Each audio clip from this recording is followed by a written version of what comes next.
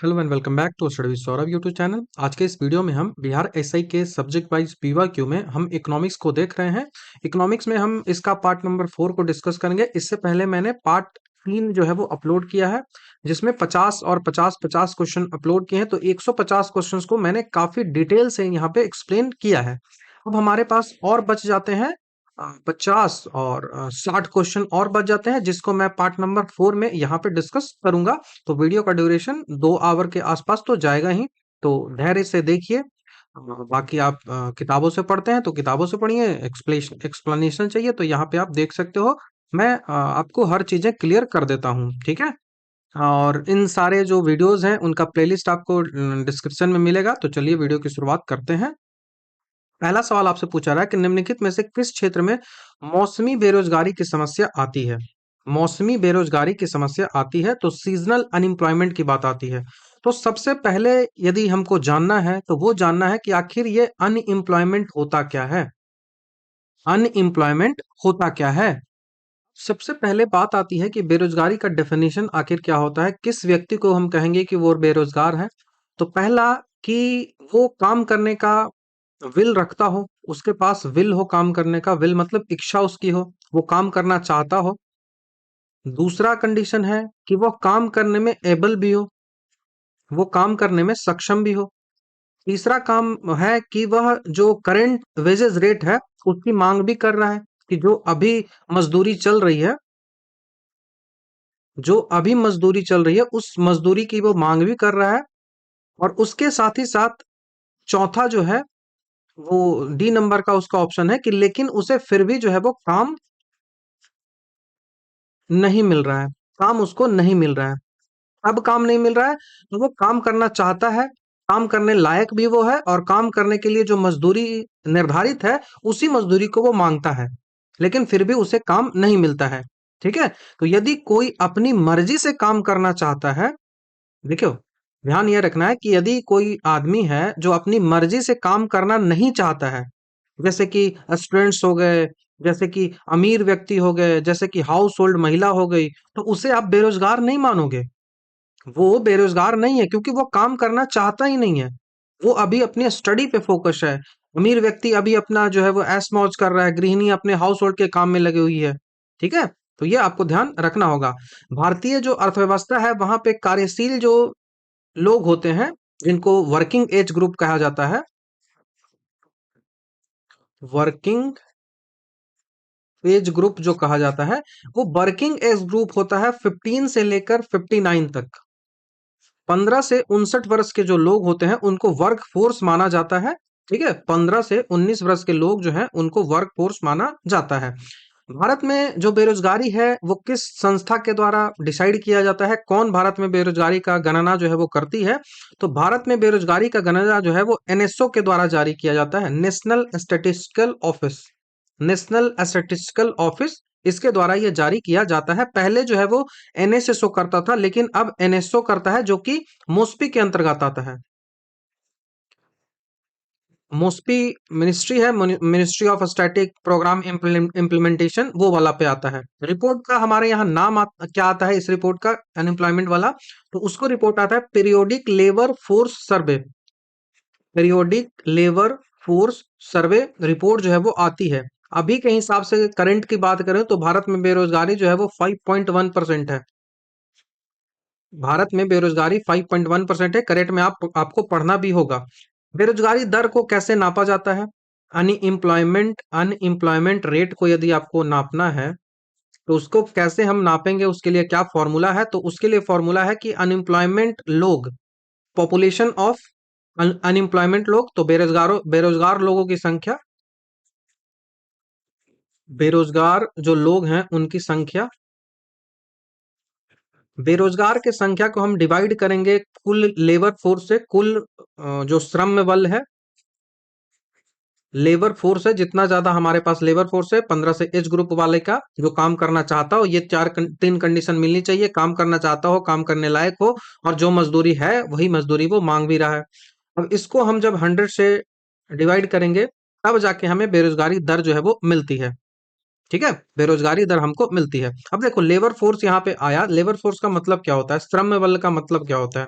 तो श्रम बल का मतलब होता है कि वो लोग जो काम कर रहे हैं और वो लोग जो काम ढूंढ रहे हैं, तो एम्प्लॉयड प्लस अनएम्प्लॉयड दोनों, एम्प्लॉयड प्लस अनएम्प्लॉयड दोनों को इसमें कंक्लूड किया जाता है। और वर्क फोर्स जो आपको दिख रहा है, वर्क फोर्स का मतलब क्या होता है? तो वर्क फोर्स का मतलब होता है कि केवल वही लोग जो वास्तव में काम कर रहे हैं, केवल वही लोग जो वास्तव में काम कर रहे हैं। तो ये आपको ध्यान लेबर फोर्स और वर्क फोर्स के रूप में याद रखना होगा। ठीक है, तो बेरोजगारी को कैसे निकालते हैं, क्या कुछ करते हैं, ये मैंने आपको बता दिया है। अब हम देखो, बेरोजगारी के कई सारे टाइप्स होते हैं। बेरोजगारी के कई सारे टाइप्स होते हैं, जिनमें पहला जो टाइप है वो डिस्गाइज्ड बेरोजगारी आती है। डिस्गाइज मतलब प्रछन्न बेरोजगारी या फिर छिपी हुई बेरोजगारी। डिस्गाइज्ड, डिस्गाइज्ड मतलब प्रछन्न या फिर छिपी हुई बेरोजगारी इसको कहते हैं। इसको बोला जाता है कि जब किसी काम में जरूरत से ज्यादा लोग लग जाए और उसमें मतलब उसका कुछ उत्पादकता आ ही नहीं रहा है, उसका कोई प्रोडक्टिविटी है ही नहीं, तो जो मार्जिनल प्रोडक्टिविटी होता है वो जीरो हो जाता है यहाँ पे। आपको मैंने वो खेत वाला बताया था ना, तो एग्रीकल्चर में यही आता है, डिस्गाइज बेरोजगारी आती है। ठीक है, उदाहरण के रूप में इंडियन एग्रीकल्चर को लेके रखो, वहां पे दो लोगों की जरूरत थी लेकिन पांच लोग पूरा परिवार मिलकर वहां पे काम कर रहे हैं, तो वो क्या है? वो डिस्गाइज बेरोजगारी है ना। तो डिस्गाइज बेरोजगारी आपको समझ में आया। दूसरी बेरोजगारी जो होती है वो स्ट्रक्चरल होती है। स्ट्रक्चरल अनएम्प्लॉयमेंट मतलब कि संरचनात्मक बेरोजगारी। ये बेरोजगारी क्या होती है? तो जब बाजार में जो भी उपलब्ध नौकरियां हैं और जो भी श्रमिक हैं उनका स्किल में तालमेल नहीं आ रहा है, जो स्किल उनके पास है उन स्किल के अकॉर्डिंग जो है वो नौकरी नहीं मिल पा रहा है। क्या क्यों नहीं मिल पा रहा है? क्योंकि तकनीक जो है वो बदल जा रहा है। जैसे कि कंप्यूटर के आने पर टाइपराइटर वालों को नौकरी नहीं मिल रही थी।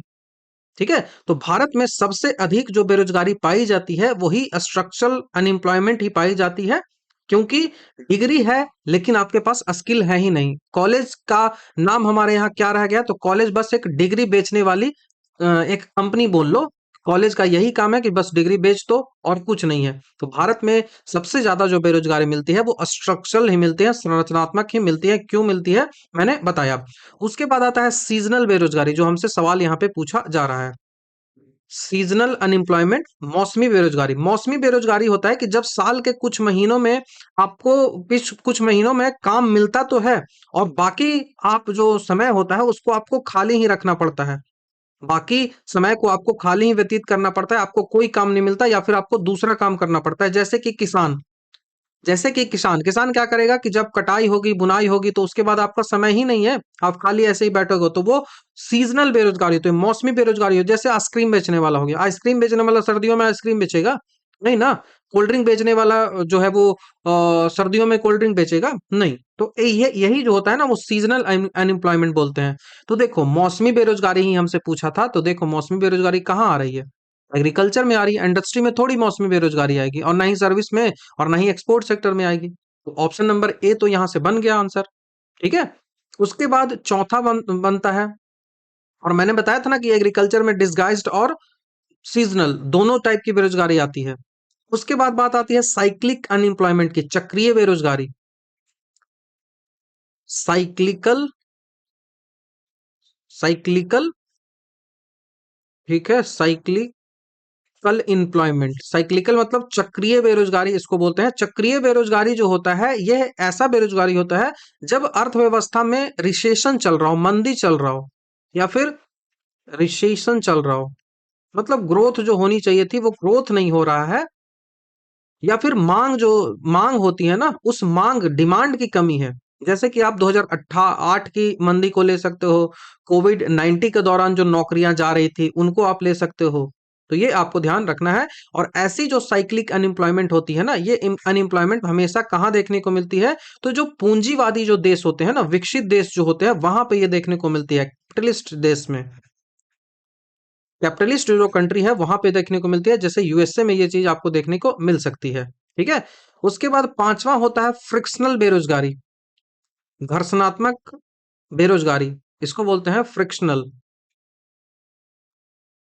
फ्रिक्शनल अनएम्प्लॉयमेंट, घर्षणात्मक बेरोजगारी कहते हैं। तो जब कोई व्यक्ति एक नौकरी छोड़ता है और दूसरी नौकरी को ढूंढ रहा होता है, तो उसके बीच का समय है ना, एक कंपनी से दो कंपनी में आप जाते हो, तो टेम्पोरली आप कुछ दिन के लिए तो अनएम्प्लॉय रहते हो ना, तो वही जो है वो फ्रिक्शनल अनएम्प्लॉयमेंट कहलाता है। जैसे कोई व्यक्ति है जो पुरानी कंपनी छोड़ रहा है और नई कंपनी में ज्वाइन कर रहा है, और उससे पहले 1 महीने वो जो है वो 1 महीने ये काम में उसका लगता है, तो 1 महीने जो वो बेरोजगार रहा, वो फ्रिक्शनल अनएम्प्लॉयमेंट रहा, वो रहा फ्रिक्शनल अनएम्प्लॉयमेंट।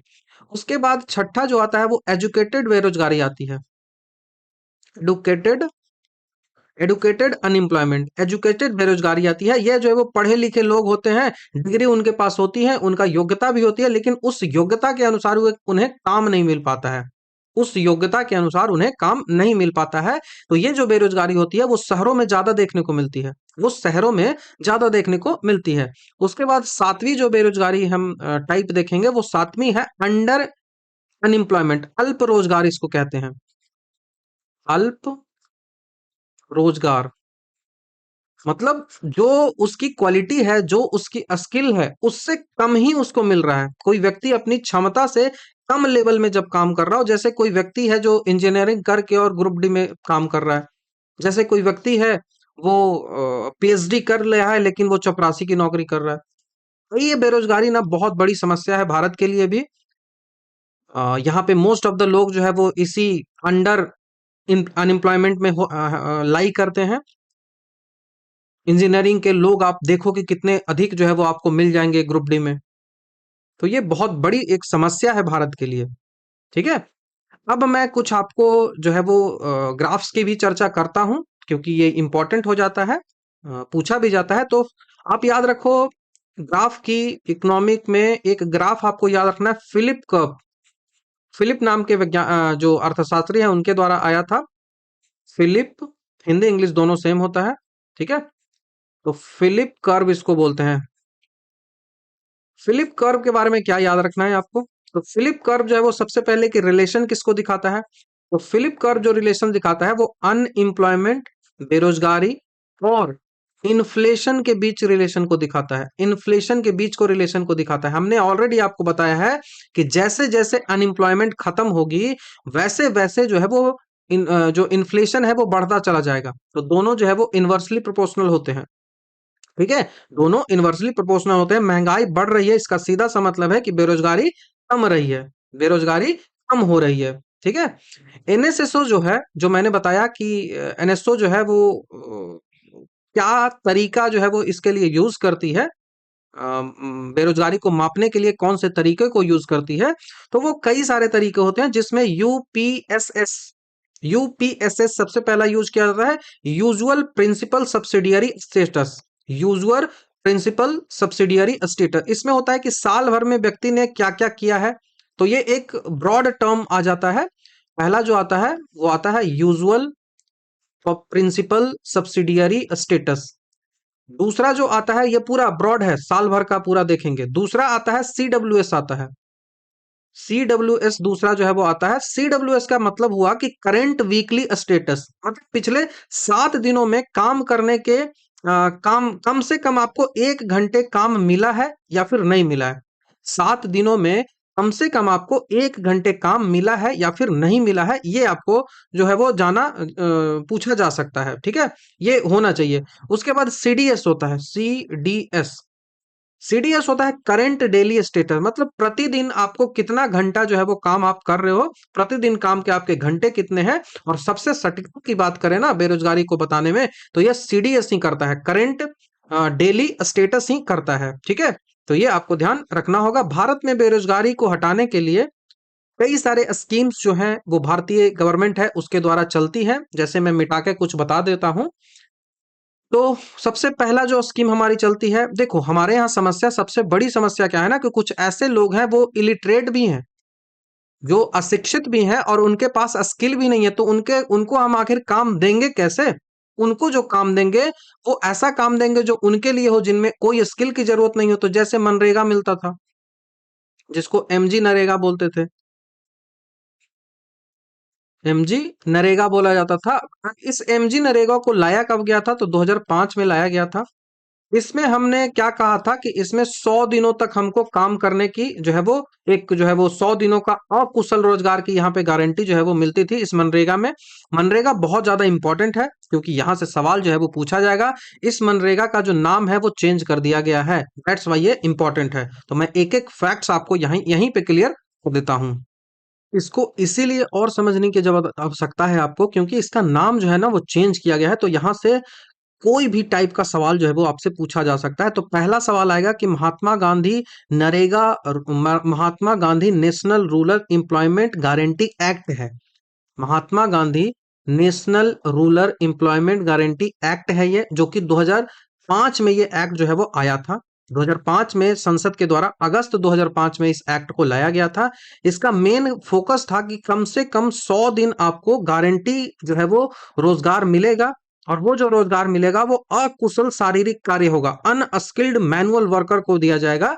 मैंने बताया ना कि ऐसे लोगों को ही रोजगार देना है जो कि अनस्किल्ड हो, जिनका कोई मतलब ही नहीं बनता है, मतलब आप उनको रोजगार दे ही नहीं सकते, उन्हीं को मनरेगा में रखा जाता है। इसकी नोडल जो एजेंसी है, कौन इसको चलाता है, तो मिनिस्ट्री ऑफ रूरल डेवलपमेंट चलाती है। मिनिस्ट्री ऑफ रूरल डेवलपमेंट जो है वो चलाती है, ये आपको ध्यान रखना पड़ेगा। ठीक है। तो एक्ट जो है वो कब आया? एक्ट आया 2005 में, लेकिन इसको लागू कब किया गया, लॉन्च डेट इसका कब है? इस स्कीम का लॉन्च जो डेट की बात करें तो वो कब है, तो लॉन्च हुआ था 2 फरवरी 2006 को। 2 फरवरी 2006 को इस जो स्कीम है उसको लॉन्च जो है वो किया गया था। पहली बार कहां से लॉन्च किया गया था, जगह का नाम आपसे पूछा जाएगा, तो वो जगह था बांदलपल्ली। बांदला पल्ली। अब ये जो बांदला पल्ली है वो कहाँ है, तो बांदला पल्ली जो गांव है वो अनंतपुर जिले में है। अनंतपुर डिस्ट्रिक्ट में है। अब ये अनंतपुर कहाँ है, तो ये अनंतपुर जो है वो आंध्र प्रदेश में है। आंध्र प्रदेश का बांदलापल्ली अनंतपुर जिला है, वहां से ये स्टार्ट हुआ था। पहला जो फेज इसका है वो 2006 में स्टार्ट हुआ था। वो जो है वो 200 पिछड़े जिलों में स्टार्ट हुआ था। दो 200 जो पिछड़े जिले थे, डिस्ट्रिक्ट्स थे, उनमें ये स्टार्ट हुआ था। दूसरा जो इसका फेज है, ये फर्स्ट फेज आपको याद रखना है। कौन सा है, मैं कलर चेंज कर लेता हूं इसको। ये फर्स्ट फेज है। और वहीं दूसरे फेज की इसकी बात करें तो दूसरा फेज जो आया था वो 1 अप्रैल 2008 को आया था।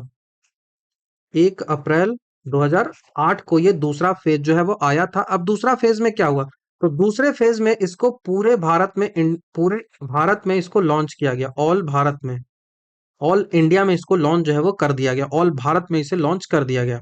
और इसका जो नाम था ना वो चेंज किया गया। पहले इसका नाम जो था वो national rural employment guarantee act था, नरेगा इसको कहते थे। लेकिन इसका नाम जो है वो 2008 में चेंज करके, जिसका नाम जो है वो, यदि मैं एग्जैक्ट डेट बोलूं तो ये जो चेंज आया है वो 2 अक्टूबर, गांधी जी के चलते 2 अक्टूबर 2009 को आया है। 2 अक्टूबर 2009 को ये चेंज आया और इसमें एमजी जोड़ दिया गया, महात्मा गांधी जोड़ दिया गया। और NREGA सेम का सेम रहा। एमजी नरेगा इसको कहा जाता है, एमजी नरेगा, जिसको मनरेगा भी आप कह सकते हो। ठीक है। तो ये नाम में परिवर्तन हो गया। ये जो है वो बात क्या क्या करता है उसके बारे में बात कर लेते हैं। बाकी अभी इसमें भी नाम में चेंजेस आए हैं, तो उससे पहले मैं थोड़ा सा इधर की जो बातें हैं उनको कर लेता हूँ। इंपॉर्टेंट जो भी फैक्ट्स हैं उनको कर लेता हूँ कि क्या क्या ये जो स्कीम है वो देती है। तो ये जो स्कीम है वो राइट टू वर्क की बात करती है। आपके जो राइट टू वर्क जो डीपीएसपी में कहा गया है उन सब की बात करती है। कोई भी ग्रामीण परिवार जिसका वयस्क जो सदस्य हो, जो 18 प्लस वर्ष का हो और अकुशल कार्य करना चाहता हो, और उसका जो है वो जॉब कार्ड बनता है, और उसके बाद उसको जो है वो मनरेगा में नौकरी दी जाती है। रोजगार के जो दिन है वो 100 दिन रखा जाता है। और यदि सूखा प्रभावित क्षेत्र हो जाता है या फिर जनजातीय जो क्षेत्र हो जाता है तो वहां पे इसको 150 दिन तक रखा जाता है। समय सीमा की बात करें तो काम मांगने के 15 दिन के भीतर आपको जो है वो रोजगार मिलना चाहिए। 15 डेज के अंदर, आपने आज काम मांगा है तो आज से 15 दिन के अंदर आपको रोजगार उसको देना पड़ेगा। ठीक है। उसके बाद ही आपको अनएम्प्लॉयमेंट अलाउंस भी मिलेगा। यदि 15 दिन के अंदर जो है वो काम नहीं दे पाता है तो उसे आवेदक को बेरोजगारी भत्ता देना पड़ेगा। और ये भत्ता जो है, ये जो अलाउंस है, ये राज्य सरकार वहन करती है। दूसरी बात कि आपको 5 किलोमीटर के अंदर ही आपको काम देना पड़ेगा। गांव जो उसका है, उसका जो विलेज है, उसी विलेज के 5 किलोमीटर के दायरे में ही आपको काम देना पड़ेगा। और यदि ये दूरी जो है वो इससे अधिक होती है तो आपको उसका जो वेजेज होगा, उसकी जो मजदूरी होगी ना, उसको 10% जो है वो बढ़ाया जाएगा, यदि 5 किलोमीटर से ज्यादा दूर में उसको काम दिया जाएगा। उसी के साथ साथ महिलाओं के कंट्रीब्यूशन के लिए इसमें और एक व्यवस्था की गई थी कि 33% जो सीटें हैं ना, 33% जो जॉब है ना, वो फिक्स कर दी गई थी कि वो महिलाओं को ही दिया जाएगा। महिलाओं को ही 33% जो है वो दिया जाएगा। उसके बाद सोशल ऑडिट की बात करें तो ग्राम सभा द्वारा कार्यों का जो है वो सोशल ऑडिट, सामाजिक अन्वेषण जो है वो अनिवार्य होता है। कभी पूछा जाए कि मनरेगा का सोशल ऑडिट कौन करता है, सोशल ऑडिट इसका कौन करता है, तो सोशल ऑडिट इसका ग्राम सभा करती है। ग्राम सभा करती है। बहुत ज्यादा इंपॉर्टेंट क्वेश्चन है, ग्राम सभा इसको करती है। फंडिंग की इसकी हम बात करें कि कौन फंड करता है, कितना पैसे कौन जो है वो देती है, तो फंडिंग की बात करें तो ये जो है वो सेंट्रल स्टेट रेशियो में डिवाइड होता है। ठीक है, सेंट्रल स्टेट रेशियो में जो है वो बंटवारा इसका होता है। हम बात करें यदि वेजेस की बात करें, मजदूरी की बात करें, वेजेस की बात करें तो वेजेस जो है वो 100% केंद्र सरकार ही देती है, सेंट्रल गवर्नमेंट भी देती है। वेजेस जो है वो सेंट्रल गवर्नमेंट देगी। ठीक है, वेजेस सेंट्रल गवर्नमेंट देगी। लेकिन सामग्री की बात करें, मटेरियल्स जो लगते हैं काम वाम में, मटेरियल्स जो काम में लगते हैं वो सारे मटेरियल्स में 75% जो है वो सेंट्रल गवर्नमेंट का हिस्सा होगा और 25% जो है वो स्टेट गवर्नमेंट का हिस्सा होगा। ठीक है, मजदूरी की गणना हम कैसे करते हैं, तो मजदूरी जो है वो दरें हर राज्य के लिए अलग अलग होती हैं। जो उपभोक्ता मूल्य सूचकांक होता है, जो मैंने बताया कंज्यूमर प्राइस इंडेक्स होता है, जो एग्रीकल्चर लेबर के लिए होता है, मैंने बताया था ना CPI-AL होता है, consumer price index for agriculture labour, उपभोक्ता मूल्य सूचकांक खेतीहर मजदूर के लिए, उस पर ये आधारित होता है। और ये जो है वो रूलर से जोड़ने की सिफारिश की गई है, लेकिन अभी तक कोई रूलर से ऐसा प्लान नहीं आया है, लेकिन अभी CPI-AL के तहत ही इसको दिया जाता है। ठीक है, CPI-AL के तहत ही इसको दिया जाता है, तो ये आपको ध्यान रखना होगा, बहुत इंपॉर्टेंट ये क्वेश्चन हो जाएगा। ठीक है, और कुछ स्पेशल जो फैक्ट है उसकी हम बात करें तो अभी जो इसका नाम है वो परिवर्तन हो गया है। ये जो मनरेगा है, इस मनरेगा का नाम परिवर्तन हो गया है, तो उसको लेकर थोड़ा सा डिस्कस कर लेते हैं। इसके नाम के परिवर्तन को लेकर जो भारत सरकार ने बिल पेश किया है, संसद में बिल आएगा तभी तो ना इसका नाम चेंज होगा। तो मनरेगा का जो नाम चेंज करने के लिए जो बिल गवर्नमेंट ने लाई है, उस बिल का नाम है विकसित भारत, विकसित भारत जी राम जी, भगवान राम को लेकर जी राम जी बिल 2025। ये जो है वो है विकसित भारत जी राम जी बिल 2025। ये जो नाम है वो परिवर्तित होने वाला है, तो नया संभावित नाम होगा विकसित भारत जी राम जी, विकसित भारत गारंटी फॉर रोजगार एंड आजीविका मिशन ग्रामीण। ठीक है, विकसित भारत, ये जो भी और बी से क्या होगा, विकसित भारत, और जी राम जी आएगा, जी राम जी, जो जी राम जी से क्या आएगा, जी से होगा गारंटी, जी से होगा गारंटी फॉर रोजगार, राम से रोजगार आएगा, रोजगार, रोजगार एंड आजीविका, आजीविका, आजीविका। और उसके बाद जो है वो जी जो लास्ट में आ रहा है उसका ग्रामीण मतलब होता है, ग्रामीण। तो ये फुल फॉर्म पूछा जाएगा, आपको याद रखना होगा। राम जी जो राम भगवान है उससे लेकर है। ठीक है, यही सबसे इम्पोर्टेंट है, यही होने वाला है। अब क्या क्या परिवर्तन इसमें आने की संभावना है, ये भी आपको याद रखना पड़ेगा, चेंजेस क्या क्या आ सकते हैं। तो ये जो चेंजेस आते हैं उसको मैं यहाँ पे लिखता हूँ, चेंजेस क्या क्या देखने को हमको मिल सकता है। तो चेंजेस सबसे पहला मिलेगा कि पहले जो काम मिलता था वो 100 दिन मिलता था, पहले जो काम मिलता था वो 100 दिन मिलता था, लेकिन अब जो काम है वो इसमें चेंज होकर 125 दिन कर दिया गया है। 125 दिन इसमें काम जो है वो किया जाएगा। उसके बाद इसमें जो है वो न्यूनतम मजदूरी जो है वो फिक्स किया गया है, और न्यूनतम मजदूरी जो है वो 240 रुपए किए गए हैं, कि एक दिन का मिनिमम तो 240 रुपया मिलेगा ही। तो इसे जो है वो न्यूनतम मजदूरी जो है उसे बढ़ाने का प्रस्ताव रखा गया है। कि 240 रुपए प्रतिदिन न्यूनतम करने की आवश्यकता है। फंडिंग की बात करें तो केंद्र सरकार मजदूरी का 100% देगी और नए बिल में जो है वो नया जो बिल होगा उसमें केंद्र राज्य के बीच 60-40 के अनुपात में खर्च जो है वो बटेगा। पहले कैसा अनुपात था? 75 और 25 का है, ये देखो। लेकिन अब जो है वो खर्च का अनुपात जो है वो इस बिल के अनुसार क्या होगा, तो 60 और 40 में डिवाइड होगा। 60 और 40 में डिवाइड होगा, ठीक है। तो ये आपको ध्यान रखना है। इसमें डिमांड बेस्ड ये है, ठीक है। तो एलोकेशन जो है वो इसमें बदलती रह सकती है, एलोकेशंस इसमें बदलती रह सकती है, तो ये आपको ध्यान रखना होगा। मनरेगा के बारे में जब भी पूछा जाए कि पूरे देश में कब लागू किया गया था, तो 1 अप्रैल 2008 मैंने ऑलरेडी आपको बता रखा है। ये कानूनी गारंटी देता है, जो अनस्किल्ड जो मैनुअल वर्कर हैं उनको तैयार करता है। तो बहुत चीजें हैं जो मैंने ऑलरेडी आपको बता रखी है, ठीक है। तो आई थिंक कि मनरेगा के बारे में और कुछ इतना से ज्यादा आपको नहीं जानने की आवश्यकता है।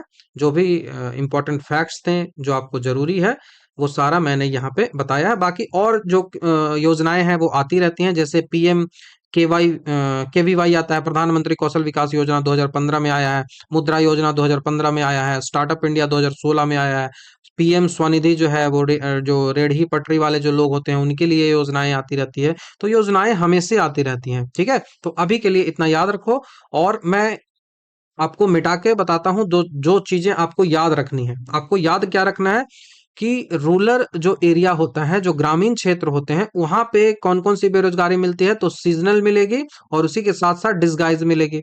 अर्बन जो एरिया होते हैं, जो शहरी लोग होते हैं, वहां पे कौन सी बेरोजगारी मिलेगी, तो वहां पे या तो एजुकेटेड बेरोजगारी मिलेगी, उसी के साथ साथ स्ट्रक्चरल बेरोजगारी मिलेगी। तो ये आपको ध्यान रखना होगा, सब कुछ मैंने आपको बता रखा है, ठीक है। नेक्स्ट क्वेश्चन की ओर बढ़ते हैं। तो एक ही क्वेश्चन में इतना ज्यादा डिस्कशन हो गया है। अ, हम दूसरी सवाल की बात करें कि सामाजिक विकास की प्रक्रिया प्राथमिक रूप से निम्नलिखित में से किस एक उद्देश्य की ओर निर्देशित करती है। The process of social development, social development जो है वो किस ओर बताता है, सोशल डेवलपमेंट हम किस लिए कर रहे हैं उसकी बात यहाँ पे आ रही है। तो सोशल डेवलपमेंट हम करते हैं कि economic development and distributive justice. ऐसा नहीं है कि गरीबी और भुखमरी को ही हटाना है। गरीबी हटाएंगे, भुखमरी हटाएंगे, लेकिन किसी को और मार देंगे। महिला पे मेन फोकस तो होता नहीं है सामाजिक विकास, और ना ही केवल और केवल रूरल डेवलपमेंट पे होगा। तो इसका मेन जो काम क्या होता है, तो मेन काम होता है आर्थिक विकास और वितरित न्याय। सोशल डेवलपमेंट जो है वो एक ब्रॉडर टर्म है as compare to economic growth. इसका मेन एम होता है इंप्रूव करना well being of every individual in society so they can reach their full potential. Government का क्या काम है, जैसे आपका केवल और केवल ये काम है कि जो भी उस व्यक्ति का पोटेंशियल हो, जो भी उसके पास क्षमता हो, उस पूरी क्षमता के साथ वो काम कर सके, वो पूरी क्षमता के साथ अपनी काम कर सके। इसी को बोलते हैं सामाजिक डेवलपमेंट। सामाजिक डेवलपमेंट एक बहुत ज्यादा ब्रॉडर टर्म होता है। इकोनॉमिक डेवलपमेंट की बात करें तो इंक्रीज द साइज ऑफ पाई की बात होते हैं, वेल्थ और रिसोर्सेज की इकोनॉमिक डेवलपमेंट बात करेंगे। डिस्ट्रीब्यूटिव जस्टिस की हम बात करें तो ये इंश्योर करता है कि जो शेयर्ड होगा ना, ये जो वेल्थ होगा, जो रिसोर्सेज होगा, ये शेयर होगा ना, वो शेयर होगा सब में इक्वली, ठीक है। ऑल सेक्टर्स ऑफ सोसाइटी जो है वो उनमें इक्वली, और हम हमेशा ट्राई करेंगे कि ये जो इनइक्वलिटी जो समाज में है ना, उसको हम रिड्यूस करें। तो ये ग्रोथ विद इक्वलिटी या फिर जस्टिस की तरह काम करता है। तो ये आपको ध्यान रखना होगा, और यही तो हमारा आर्टिकल नंबर 38 और 39 कहता है डीपीएसपी का। यही तो कहता है कि सिक्योर करना है एक सोशल ऑर्डर, ताकि वो प्रमोट हो सके वेलफेयर ऑफ द पीपल, चाहे वो सोशल वेलफेयर हो, चाहे वो इकोनॉमिक वेलफेयर हो, चाहे वो पॉलिटिकल जस्टिस हो। हर चीजों को हमको एकदम इंश्योर करना है। तो आपका ऑप्शन यहां से डी हमारा आंसर बनेगा। तो ये आपको ध्यान रखना होगा। जो पॉवर्टी एलिवेशन आपको बात करें, poverty alleviation of the poverty and hunger की बात करें, तो ये जो है वो ये एक ऑब्जेक्टिव के रूप में काम करता है। ये एक ऑब्जेक्टिव के रूप में काम करता है, मतलब एक अम्ब्रेला है ना, उसके अंदर ये आता है। वुमेन एंड चाइल्ड डेवलपमेंट एक स्पेसिफिक सेक्टर हो जाता है। प्राइमरी ओवरऑल ऑब्जेक्टिव थोड़ी ये हो सकता है सामाजिक सुधार का केवल, ठीक है। तो ये आपको ध्यान रखना होगा। बाकी लॉरेंस कर्व और गिनी कोफिशिएंट जो है वो क्या मेजर करता है, तो ये दोनों इनकम इनइक्वालिटी को मेजर करता है। Lawrence curve and Guinea coefficient जो होता है वो मेजर करता है इनकम इनइक्वालिटी को। बहुत ज्यादा इंपॉर्टेंट है, आपको ये ध्यान रखना होगा। ठीक है, नेक्स्ट सवाल की ओर बढ़ते हैं। नेक्स्ट सवाल हमसे पूछा जा रहा है कि किसी देश को व्यापार घाटा कब होता है। व्यापार घाटा तब होगा ना जब आप जो इंपोर्ट है वो ज्यादा कर रहे हो और एक्सपोर्ट जो है वो कम कर रहे हो। तो इंपोर्ट ज्यादा और एक्सपोर्ट कम जो होता है ना, तभी हमारा जो है वो व्यापार घाटा होता है। तो एक्सपोर्ट जो है वो आप कम कर रहे हो और इंपोर्ट जो है वो ज्यादा कर रहे हो, तो ये भी व्यापार घाटा होता है। तो ऑप्शन इधर उधर उधर हुए हैं, तो ये एक्सपोर्ट जो है वो ज्यादा होगा और इंपोर्ट जो है वो गुड्स का, वस्तु का निर्यात जो है वो, वस्तु का आयात हमेशा ज्यादा होता है, इंपोर्ट ज्यादा होता है। तो ऑप्शन नंबर डी हमारा यहां से आंसर बनेगा। ठीक है, ये आपको ध्यान रखना है। वैल्यूज ऑफ इंपोर्ट जो होता है वो यदि इंक्रीज हो जाए वैल्यू ऑफ एक्सपोर्ट से, तो इस कंडीशन को हम बोलते हैं कि हमारा जो है वो बैलेंस ऑफ ट्रेड जो है ना, वो हम घाटे में चल रहे हैं। जो कि हमारा ऑलमोस्ट जो चाइना है उससे 126% के आसपास चलता है, और यूएसए से हमारा ट्रेड डेफिसिट बहुत कम होता है। हम यहाँ पे ट्रेड सरप्लस में होते हैं, मतलब हम एक्सपोर्ट ज्यादा करते हैं इंपोर्ट करने की बजाय। ठीक है, यदि हम इकोनॉमिक कंटेक्स्ट में बात करें, आरबीआई के डेटा के अनुसार बात करें, तो ट्रेड डेफिसिट जो है वो स्पेशली किस बात की बात करता है कि ये मर्चेंडाइज करता है ट्रेड डेफिसिट को, services and counted under invisible.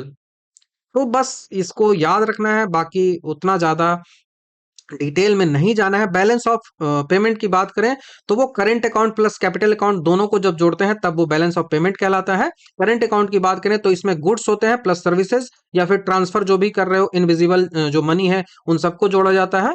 ठीक है, तो यहां से बस आपको इतना ही ध्यान रखना है। नेक्स्ट क्वेश्चन की ओर बढ़ते हैं। नेक्स्ट सवाल है कि परंपरावादी समविष्ट प्रणाली में मुद्रा की मात्रा में वृद्धि के परिणाम स्वरूप क्या परिवर्तन होगा। what will occur as a result of क्या, तो increase in the quantity of money in the classical macro system. एक सिस्टम है जिसको हम बोल रहे हैं कि क्लासिकल मैक्रो सिस्टम है, परंपरावादी समविष्ट प्रणाली है। उसमें क्या हो रहा है कि उसमें इंक्रीज कर रहे हैं हम, increase in the quantity of money, हम मनी के क्वांटिटी को इंक्रीज कर रहे हैं। क्या कुछ होने वाला है उस पे बात करती है, उस पे आपसे सवाल जो है वो पूछा गया है। क्लासिकल थ्योरी के अनुसार क्या होता है, तो क्लासिकल थ्योरी के अनुसार क्वांटिटी थ्योरी ऑफ मनी जो होता है, जिसको हम फिशर्स इक्वेशन कहते हैं, वो उतना ज्यादा हमको समझना नहीं है, उसको फिशर इक्वेशन कहा जाता है। तो क्वांटिटी थ्योरी जो होता है क्लासिकल थ्योरी, तो उसके बाद उसके अनुसार होता है, तीन चीजें मैं बताता हूं। उसके अनुसार होता है कि फुल फुल एम्प्लॉयमेंट एग्जिस्ट करना चाहिए। दूसरा, वेलोसिटी ऑफ मनी जो है वो कांस्टेंट होना चाहिए। तीसरा जो है वो नेचुरलिटी ऑफ मनी की बात करें तो money just a medium of exchange हो, it does not affect real variable like output और अनएम्प्लॉयमेंट। तो ये जो एजम्पशंस ऐसे माने जाते हैं क्लासिकल थ्योरी के, क्या माने जाते हैं, तो पहला कि अनएम्प्लॉयमेंट जो है वो फुल एम्प्लॉयमेंट एग्जिस्ट करे, फुल एम्प्लॉयमेंट एग्जिस्ट करे, जिसको हम टी से डिनोट करते हैं। जैसे ऐसे जो क्लासिकल थ्योरी है ना, क्वांटिटी थ्योरी ऑफ मनी जो है ना, वो ऐसे लिखते हैं, M V equal to P T, इसको लिखा जाता है। ये जो है ना, इसको बोलते हैं फिशर इक्वेशन, फिशर्स इक्वेशन इसको कहा जाता है।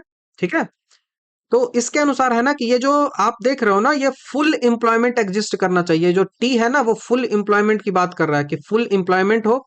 उसके बाद वेलोसिटी ऑफ मनी जो हो ना वो कांस्टेंट हो। ये जो वी दिख रहा है ना, वो वेलोसिटी ऑफ मनी की बात कर रहा है, वो बोल रहा है कि कांस्टेंट हो। उसी के साथ साथ बात करता है कि नेचुरलिटी ऑफ मनी की बात करता है कि मनी जो है वो एक मीडियम ऑफ एक्सचेंज है। ये जो क्या करता है, तो ये इफेक्ट नहीं करता है रियल वेरिएबल्स को, जैसे आउटपुट और या फिर अनएम्प्लॉयमेंट को। तो रिजल्ट है कि मनी सप्लाई को हम एन से डिनोट करते हैं। मनी सप्लाई जो है वो एन से डिनोट करता है। प्राइस लेवल को, ये जो आप देख रहे हो, ये प्राइस लेवल को पी से डिनोट किया जाता है। तो प्राइस लेवल जैसे ही इंक्रीज करेगा तो ये इन्फ्लेशन को बढ़ाएगा। प्राइस लेवल जैसे ही इंक्रीज करेगा तो ये क्या करेगा, इन्फ्लेशन को बढ़ाएगा।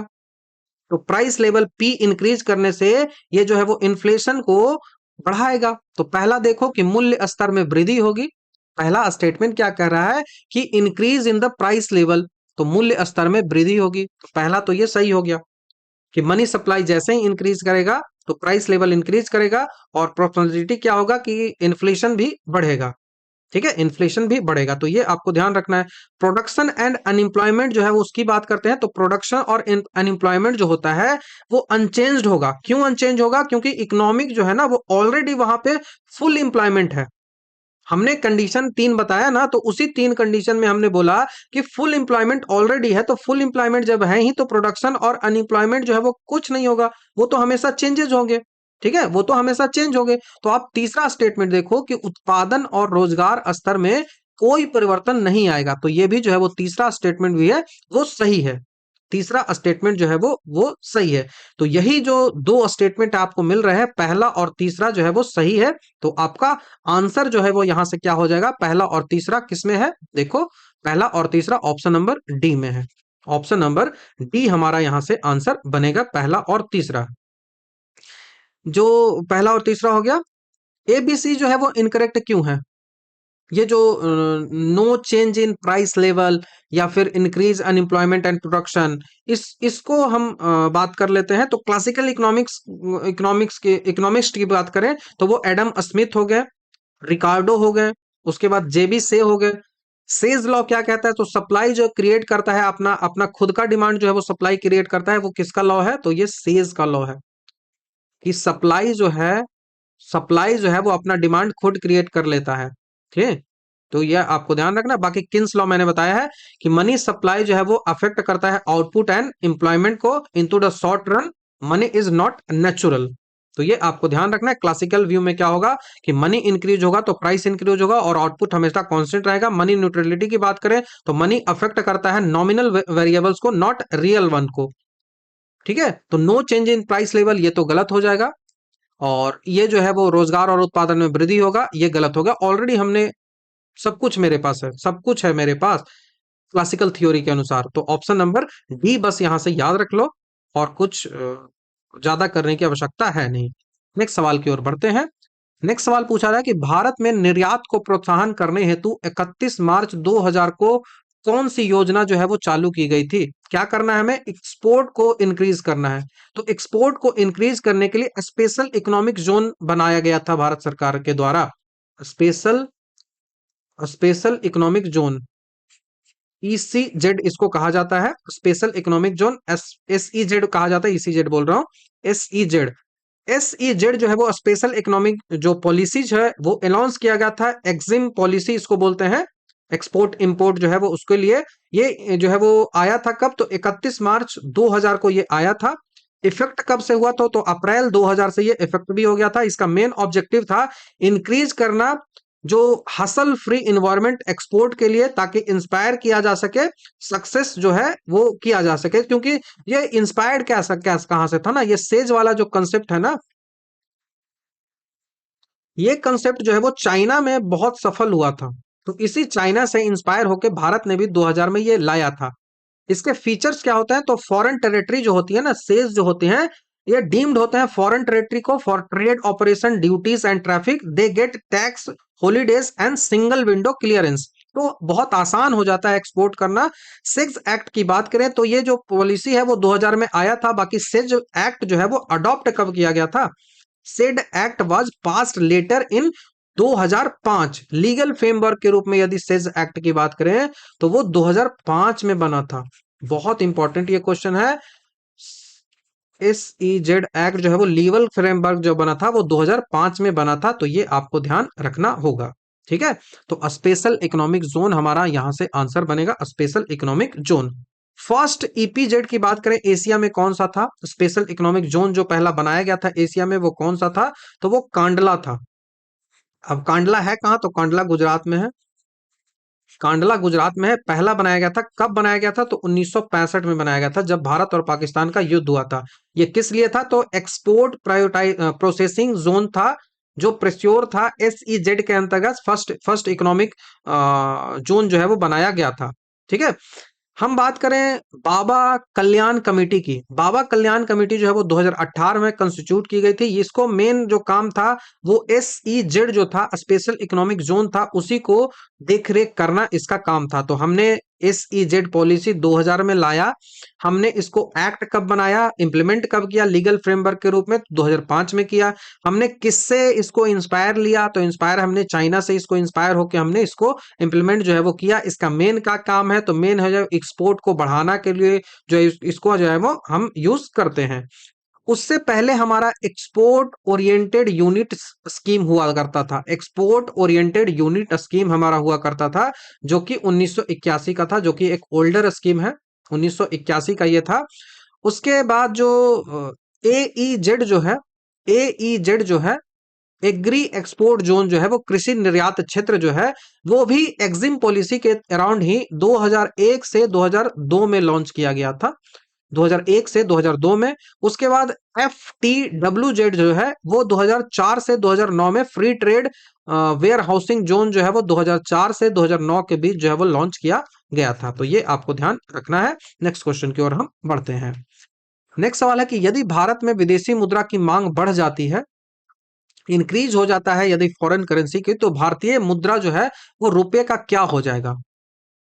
हम कह रहे हैं कि मान लो कि विदेशी मुद्रा कोई भी है, डॉलर का एग्जांपल ले लो, इसकी मांग यदि बढ़ जाती है, मांग जो है वो इंक्रीज कर जाती है। अभी डॉलर का वैल्यू मान लो कि 90 रुपया है, 90 रुपया एक डॉलर का वैल्यू अभी मान के आप चल सकते हो। तो ऐसे में है कि क्या होगा, यही सवाल आपसे पूछा जा रहा है। तो जैसे ही ये मार्केट के मैकेनिज्म की बात करें, तो एक्सचेंज रेट जो होता है ना, exchange rates in India are largely determined by the demand and supply। जैसी डिमांड है उसके अनुसार सप्लाई है, इसी के अनुसार हमारा एक्सचेंज रेट डिपेंड करता है। ऐसा नहीं है कि गवर्नमेंट क्या चाहती है कि हम 90 रुपए पहुंचा दे डॉलर का वैल्यू। एक इंडियन है वो बाई करना चाहता है US डॉलर, तो इसका मतलब है कि डिमांड ऑफ फॉरेक्स बढ़ रहा है, डिमांड ऑफ फॉरेक्स जो है वो बढ़ रहा है। फॉरेक्स मतलब फॉरेन रिजर्व जो होता है, फॉरेक्स बोलते हैं, तो फॉरेक्स बढ़ रहा है। तो इससे क्या होगा, इससे जो है वो रुपी को जो सेल करना होगा, sell rupee to buy dollar.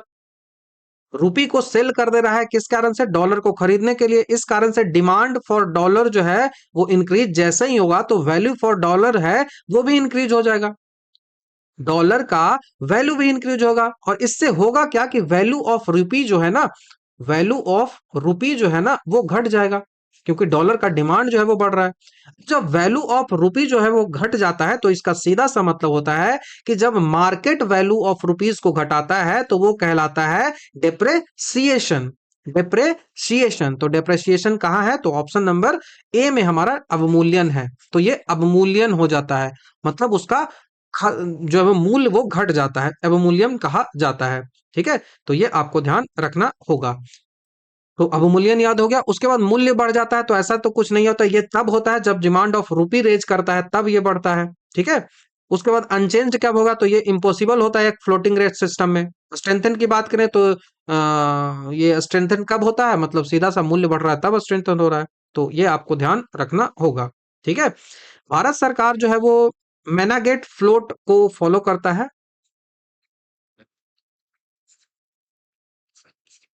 ठीक है, ये जो है वो फॉलो करता है। ये क्या है, ये क्या है, तो ये एक सिस्टम होता है, मार्केट डिटरमाइन करता है रेट को, बट आरबीआई जो है वो इनको हमेशा इंटरवेन करती रहती है उसकी वोलेटिलिटी को जो है वो खत्म करने के लिए। तो ये आपको ध्यान रखना होगा, बहुत इंपॉर्टेंट ये फैक्ट भी है।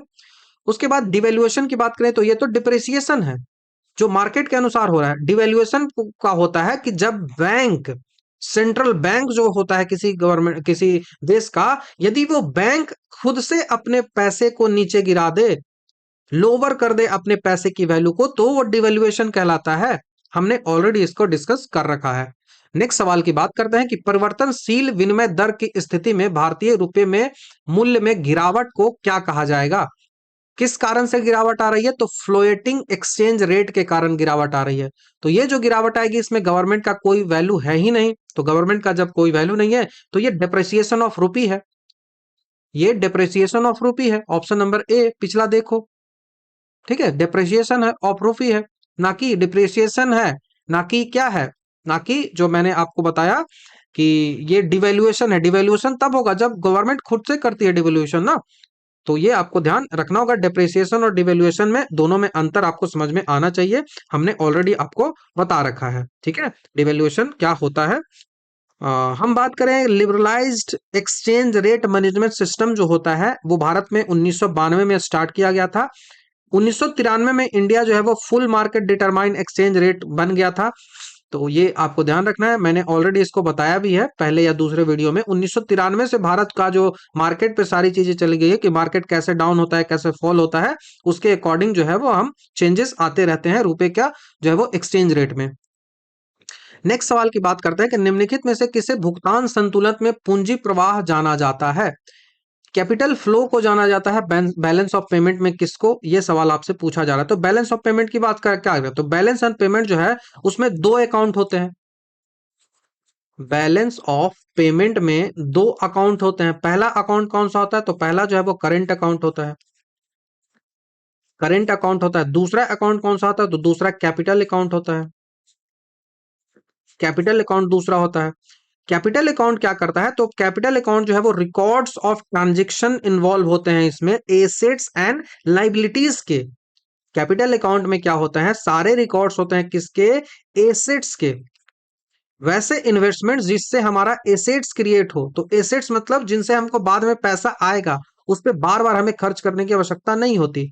उसके बाद हमारी कुछ लाइबिलिटीज भी हो जाती हैं, जैसे पेंशन देना है, लाइबिलिटीज भी हो जाती है, तो लोन हो गया, इन्वेस्टमेंट हो गया, ये सब करना होगा, तो लाइबिलिटीज भी हमारी आती है। तो ये सब कैपिटल में, कैपिटल क्या करता है, capital account record transaction, record करता है ट्रांजेक्शन को जो एसेट्स एंड लाइबिलिटीज को इन्वॉल्व करते हैं, ठीक है। कैपिटल का हम इनफ्लो और आउटफ्लो की बात करें, इनफ्लो और आउटफ्लो की कैपिटल की बात करें, तो जो इंडियन जो है, इफ एक ऑप्शन आप लेके चलो कि एक इंडियन है जो सेल करता है एक फिनेंशियल स्टेट का, चाहे वो शेयर ले लो या फिर उसका बॉन्ड ले लो, एक फॉरेनर को सेंड कर रहा है। एक इंडियन है और एक फॉरेनर को अपना जो है वो या तो बॉन्ड ले लो या शेयर ले लो, फॉरेन को बेच रहा है, फॉरेनर को बेच रहा है। अब फॉरेनर क्या करेगा कि पे करेगा मनी इंडिया को। अब जब मनी जो है वो भारत में आएगा इंडिया में, तो ये क्या हो गया कि ये कैपिटल का फ्लो हो गया। हमने इसको सेल किया, अब हमारे यहाँ से इंडिया में फॉरेन से मनी आ गई, तो फॉरेन से जो इंडिया में मनी आ गई उसको हम बोलेंगे कि ये कैपिटल फ्लो है, ये कैपिटल फ्लो है, ठीक है। तो इसको आप क्या कर लोगे, कैपिटल फ्लो रिसिप्ट भी कर सकते हो। और ये क्या करता है, ये क्रिएट करता है एक लाइबिलिटी और रिड्यूस करता है एसेट ऑफ इंडिया को।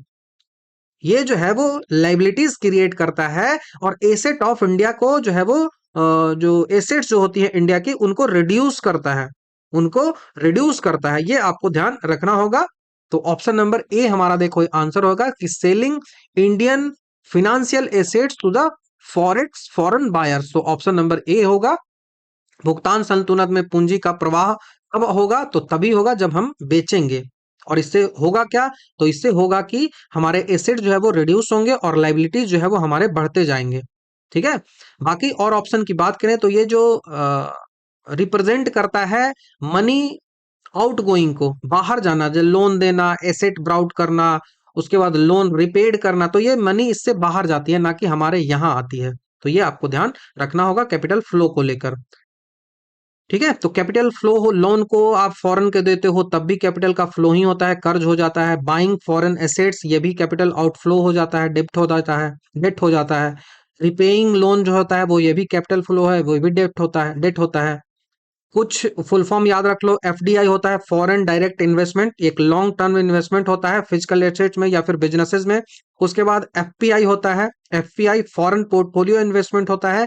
ये इन्वेस्टमेंट जो होता है वो शॉर्ट टर्म इन्वेस्टमेंट होता है, ये फिजिकल एसेट्स में इन्वेस्ट किया जाता है, जैसे कि शेयर हो, जैसे कि बॉन्ड्स हो, इन सब में इन्वेस्ट किया जाता है। उसके बाद कैपिटल अकाउंट कन्वर्टेबिलिटी की बात करें तो इंडिया का पार्शियली कन्वर्टेबिलिटी होता है ऑन कैपिटल अकाउंट के बारे में।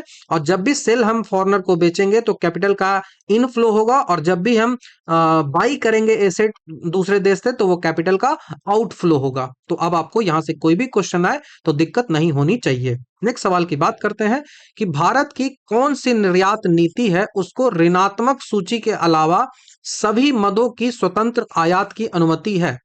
कौन सी एक्सपोर्ट पॉलिसी इंडिया की है जो अलाउ करता है free import of all item expect negative list. तो ये कौन सी पॉलिसी है? तो 92 से 97 वाली ये पॉलिसी है। ऑप्शन नंबर ए हमारा यहां से आंसर हो जाएगा। ये मेन जो कंटेक्स्ट बनता है ना, वो 1991 के बाद हमारा जो एलपीजी रिफॉर्म आया था, उसी के बाद हमारी ये पॉलिसी जो है वो बनी थी, एक्जिम पॉलिसी। एक्जिम पॉलिसी याद रखना है। एक्जिम पॉलिसी कब से कब का? तो 1992 से लेकर 1997 तक का ये पॉलिसी बना था। ये एक लैंडमार्क पॉलिसी है जो ऑपरेट कर क्या था 5 ईयरों तक।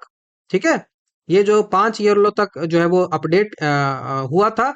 मेजर रिफॉर्म यहाँ पे क्या आया था? तो यहाँ से एबोलिश किया गया था जो लाइसेंसिंग सिस्टम है, बहुत ज्यादा लाइसेंस लेना पड़ता था। तो इंपोर्ट लाइसेंसिंग जो है वो उस पर जो है वो थोड़ा सा उसमें अबोलिश किया गया था, उनको कम किया गया था। निगेटिव लिस्ट की बात करें तो ये जो है वो इंट्रोड्यूस किया था एक निगेटिव लिस्ट को। निगेटिव लिस्ट जो है उसको इंक्लूड किया था। निगेटिव लिस्ट को इंक्लूड किया था। इसका मतलब क्या होता है? तो निगेटिव लिस्ट का मतलब होता था कि imports of item not on this list were allowed free under OGL, open general licence. तो ये आपको ध्यान रखना होगा। ओपन जनरल लाइसेंस के अंतर्गत जो निगेटिव लिस्ट की वस्तुएं थी उनको इंपोर्ट करना अलाउ नहीं था। रूल की हम बात करें तो everything is free to import unless specially prohibited या फिर रेस्ट्रिक्टेड जो गुड्स हैं, जो कमोडिटीज हैं, उनको हम इंपोर्ट नहीं कर सकते हो। यही हमारा यहाँ से जो है वो कुल निकल के आ रहा है। ठीक है, हम बात करें डीजीएफटी के बारे में तो directorate general of foreign trade होता है, यही फॉरेन ट्रेड पॉलिसी को इम्प्लीमेंटेशन जो है वो करता है। तो ये आपको ध्यान रखना होगा। भारत का जो लेटेस्ट फॉरेन ट्रेड पॉलिसी है वो 2023 का है। फॉरेन ट्रेड पॉलिसी जो है वो भारत का किस कब का है? तो 2023 का है। इसका मेन एम है कि हमें 2 ट्रिलियन एक्सपोर्ट करना है। हमें $2 ट्रिलियन जो है वो एक्सपोर्ट करना है। कब तक? तो 2030 तक। 2030 तक। तो ये आपको ध्यान रखना होगा। कौन इसको रेगुलेट करता है? तो डीजीएफटी करता है, directorate general of foreign trade. Next सवाल की ओर बढ़ते हैं। भारत में पूंजी खाते की परिवर्तनीयता का कौन सी समिति बनी है? तो भारत में जो कैपिटल अकाउंट कन्वर्टेबिलिटी होती है उसके लिए कौन सी कमेटी जो है वो बनाई गई थी? तो वो कमेटी जो बनाई गई थी, देखो इशू क्या था? इशू था कि कन्वर्टेबिलिटी का मतलब होता है freedom to convert domestic currency into foreign currency या फिर foreign currency into domestic currency. कोई भी पर्पस हो उसके लिए हम इसको करना है। तो भारत का ये जो सिस्टम है ना, ये भारत का फुल्ली कन्वर्टेबिलिटी सिस्टम भारत ने यूज किया है। फुल्ली कन्वर्टेबिलिटी अपने आप जो है वो कन्वर्ट होता है। तो जो fully convertibility system on current account पे है वो 1994 से भारत में लागू है। ठीक है, लेकिन जो पार्शियल सिस्टम होता है वो कैपिटल अकाउंट पे आता है। देखो दो चीजें मैं बता रहा हूं ना, एक बता रहा हूं करेंट अकाउंट, करेंट अकाउंट। तो करेंट अकाउंट पे 1994 से ही हमने क्या कर रखा है? हमने पूरी तरीके से फुल कन्वर्टिबिलिटी कर रखी है। लेकिन जो पार्शियल कन्वर्टिबिलिटी हमने कर रखी है वो कर रखी है हमने कैपिटल अकाउंट पे, पूंजी बाजार पे, पूंजी खाता पे, कैपिटल खाते पे कर रखा है। कमेटी की बात करें तो आरबीआई ने कंस्टिट्यूट किया था एक कमेटी एस तारपोरा के नाम पे, जो कि डिप्टी गवर्नर आरबीआई के रह चुके हैं। एस तारपोर, एस तारपोर जो है उनकी जो है वो किया गया था। तारपोर समिति जो है वो बनाया गया था आरबीआई के द्वारा। तारपोर कमेटी जो है वो दो बनाई गई है। तारपोर कमेटी पहली जो बनाई गई थी वो बनाई गई थी 1997 में, और तारपोर कमेटी दूसरी जो बनाई गई थी वो बनाई गई थी 2006 में। ठीक है, दोनों बनाया गया था। तारपोर कमेटी जो 1997 का है उसने एक रोड मैप दिया था कि फुल कन्वर्टेबिलिटी जो है वो कैसे किया जा सकता है। ठीक है, यहाँ पे जो एशियन फाइनेंशियल क्राइसिस आया था उस कारण से ये करना पड़ गया था भारत को। तो फुल कन्वर्टेबिलिटी की बात 1997 में ही आती है, और इसी मैप को, इसी रोड मैप को 2006 में रिवाइज भी किया गया था। तो यहां से आपको तारपोरा कमेटी जो है वो याद रखना है, बहुत इंपॉर्टेंट क्वेश्चन हो जाता है। हम बात करें राजा चलैया कमेटी की, तो ये जो राज कमेटी है ना, ये जो राज कमेटी है ये रिलेट करता है एग्रीकल्चर टैक्स से, नॉट चिलैया ये है। ये जो राज कमेटी जो रिलेट कर रहा है वो एग्रीकल्चर एग्री टैक्स से रिलेट करता है और ये 1972 की कमेटी है। 1972 की ये कमेटी है। रंगराजन कमेटी की बात करें तो ये डिसइन्वेस्टमेंट और पॉवर्टी एस्टिमेशन से रिलेट करता है। रंगराजन कमेटी डिसइन्वेस्टमेंट, डिसइन्वेस्टमेंट उसी के साथ साथ पॉवर्टी इनमिलेशन, गरीबी उन्मूलन, एस्टिमेशन नॉट उन्मूलन, गरीबी आकलन से रिलेट करता है। उसके बाद मुखर्जी कमेटी जो है वो कई सारे मुखर्जी कमेटी है, कोई स्पेसिफिक जो नहीं है ऐसा कुछ, तो ये आपको ध्यान रखना होगा।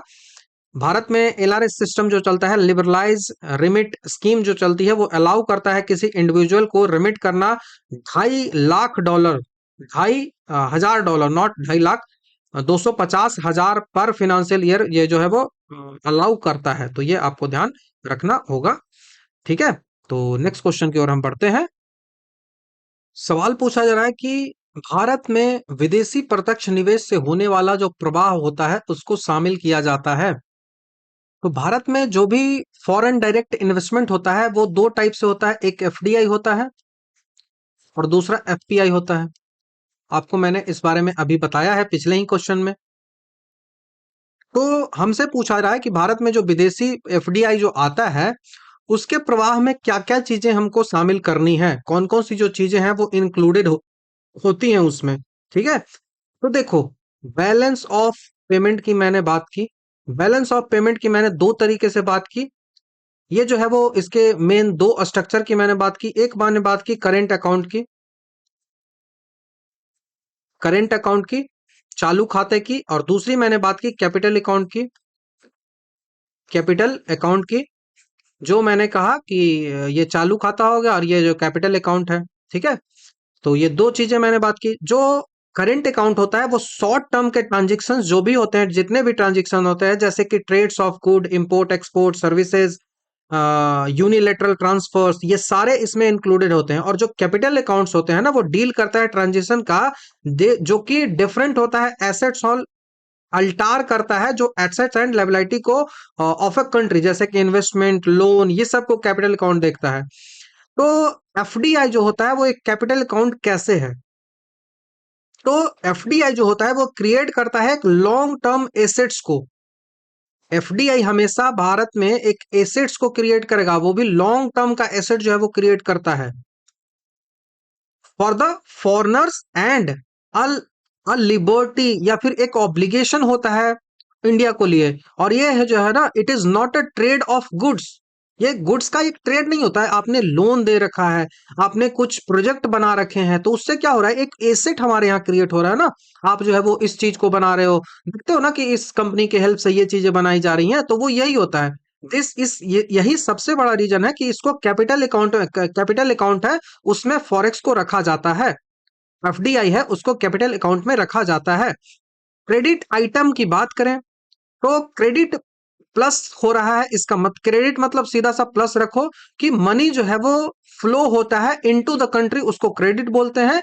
डेबिट कब बोलते हैं? जब मनी जो है वो फ्लो होता है हमारे कंट्री से बाहर।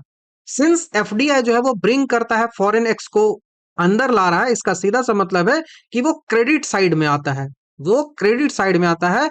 तो डेबिट वाला आंसर होगा।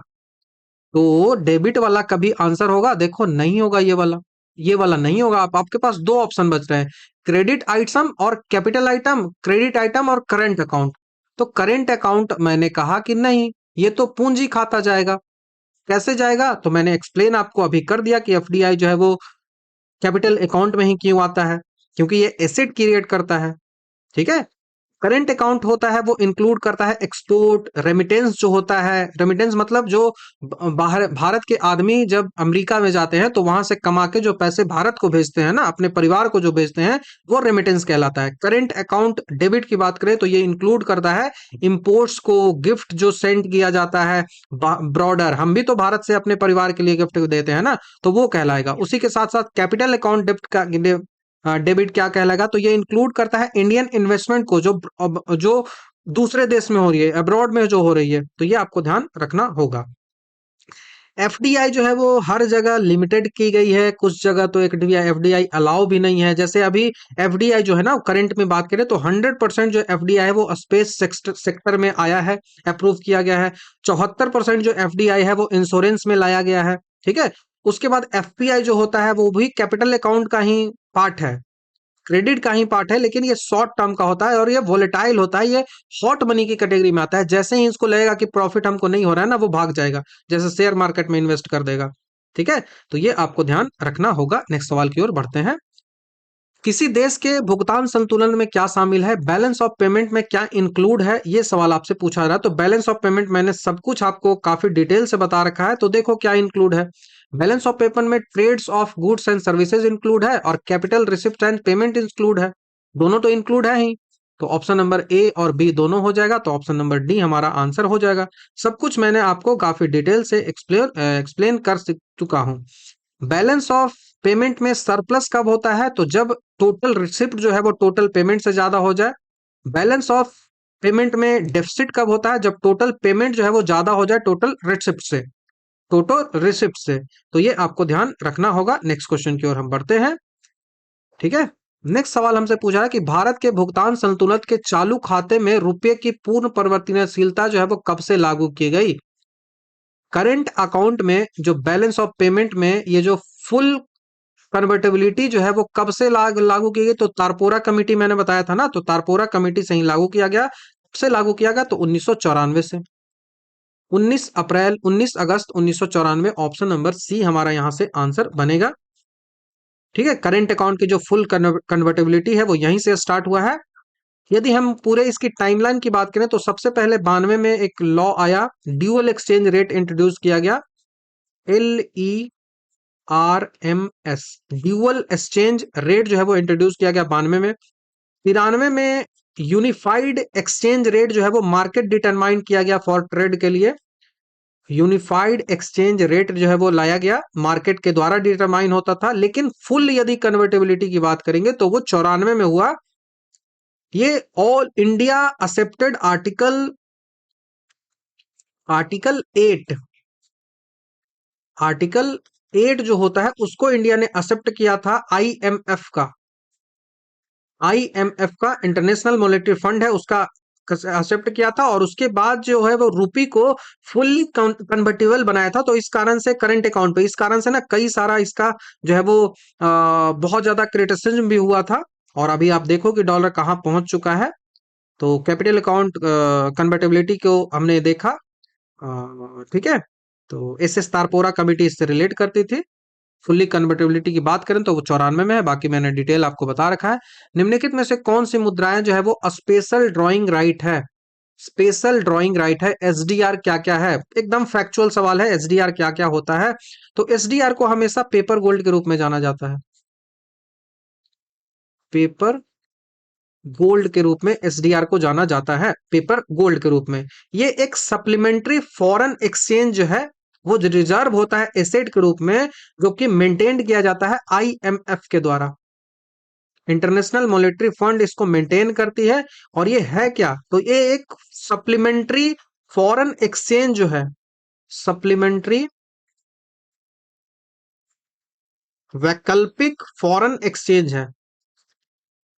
वैकल्पिक फॉरेन एक्सचेंज रिजर्व है जो एसेट डिफाइन करता है और मेंटेन किया जाता है आईएमएफ के द्वारा, इंटरनेशनल मॉनेटरी फंड के द्वारा। ये जो बास्केट होता है, इस एसटीआर का जो बास्केट है, यहाँ पे 5 मेजर इंटरनेशनल करेंसीज को रखा जाता है। 5 मेजर इंटरनेशनल करेंसी को रखा जाता है। पहला इसमें रखा जाता है डॉलर को, यूएस डॉलर है उसको रखा जाता है, वो भी यूएस का। दूसरा जो है वो यूरो को रखा जाता है, यूरो, यूरो जो यूरोपीय यूनियन का यूरो है। उसके बाद जो है वो रखा जाता है चाइना का जो रेनमिनबिन है, जिसको येन भी कहा जाता है, रेनमिनबी, रेनमिनबी जिसको येन भी आप कहते हो। ये जो है वो ऐड किया गया है सबसे रिसेंट, 2016 में इसको ऐड किया गया है। उसके बाद चौथा जो है वो जैपनीज एन है, जैपनीज एन है, जिसको ये जो जैपनीज होगा। उसके बाद पांचवा जो इसमें आता है वो ब्रिटिश पाउंड स्टेरलिंग आता है, ब्रिटिश पाउंड स्टेरलिंग आता है। तो ये सारे जो है ना, ये सारे के सारे जो है वो इंक्लूड होते हैं। 5 जो करेंसी है वो इंक्लूड इसमें होते हैं। तो US dollar, Japanese, British pound, Chinese renminbi और यूरो, तो सब के सब हमारा यहाँ से आंसर बन जाएंगे। एसडीआर में सब आते हैं।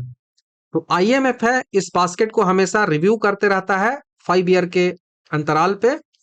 5 ईयर के अंतराल पे कोटा की बात करें तो एसडीआर जो है वो अलॉट होता है members country in the proportional to their IMF Kota.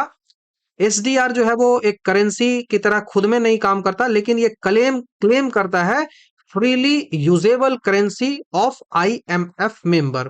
Currency की तरह नहीं होता है, लेकिन ये यूज होता है, यूजेबल होता है, फ्रीली यूजेबल होता है आईएमएफ के जो भी मेंबर है उनके बीच में। तो ये आपको ध्यान रखना होगा। नेक्स्ट क्वेश्चन की ओर बढ़ते हैं। प्रश्न पूछा जा रहा है कि भारत में किस संस्था के द्वारा सूचकांक प्राप्ताओं प्रदाताओं के लिए नियामक ढांचा जो है उसको मंजूरी दी गई है। तो किस रेगुलेटरी फ्रेमवर्क है जो फॉर इंडेक्स प्रोवाइडर को अप्रूव्ड करता है, किस इंस्टीट्यूशन के द्वारा? तो वो सेबी है। ऑप्शन नंबर डी हमारा यहां से आंसर बनेगा। इंडेक्स प्रोवाइडर्स जैसे कि एनएससी जो है वो नेशनल स्टॉक एक्सचेंज है, वो इंडिकेट करता है निफ्टी को। बीएससी जो है बॉम्बे स्टॉक एक्सचेंज है, जो है वो मैनेज करता है सेंसेक्स को। इन सब को जो क्रिएट करता है, इनके बेंचमार्क्स जो होते हैं, म्यूचुअल फंड्स हो गया, ईटीएफसी जो हो गया, इन सबको कंट्रोल एसबी सेबी ही करता है। ठीक है, सेंट्रल बोल रहा हूँ, security and exchange board of India जो है इसको जो है वो रेगुलेट करता है। सेबी का रोल केवल और केवल ये है कि वो रेगुलेट करेगी सिक्योरिटी एंड कमोडिटी को मार्केट ऑफ इंडिया में।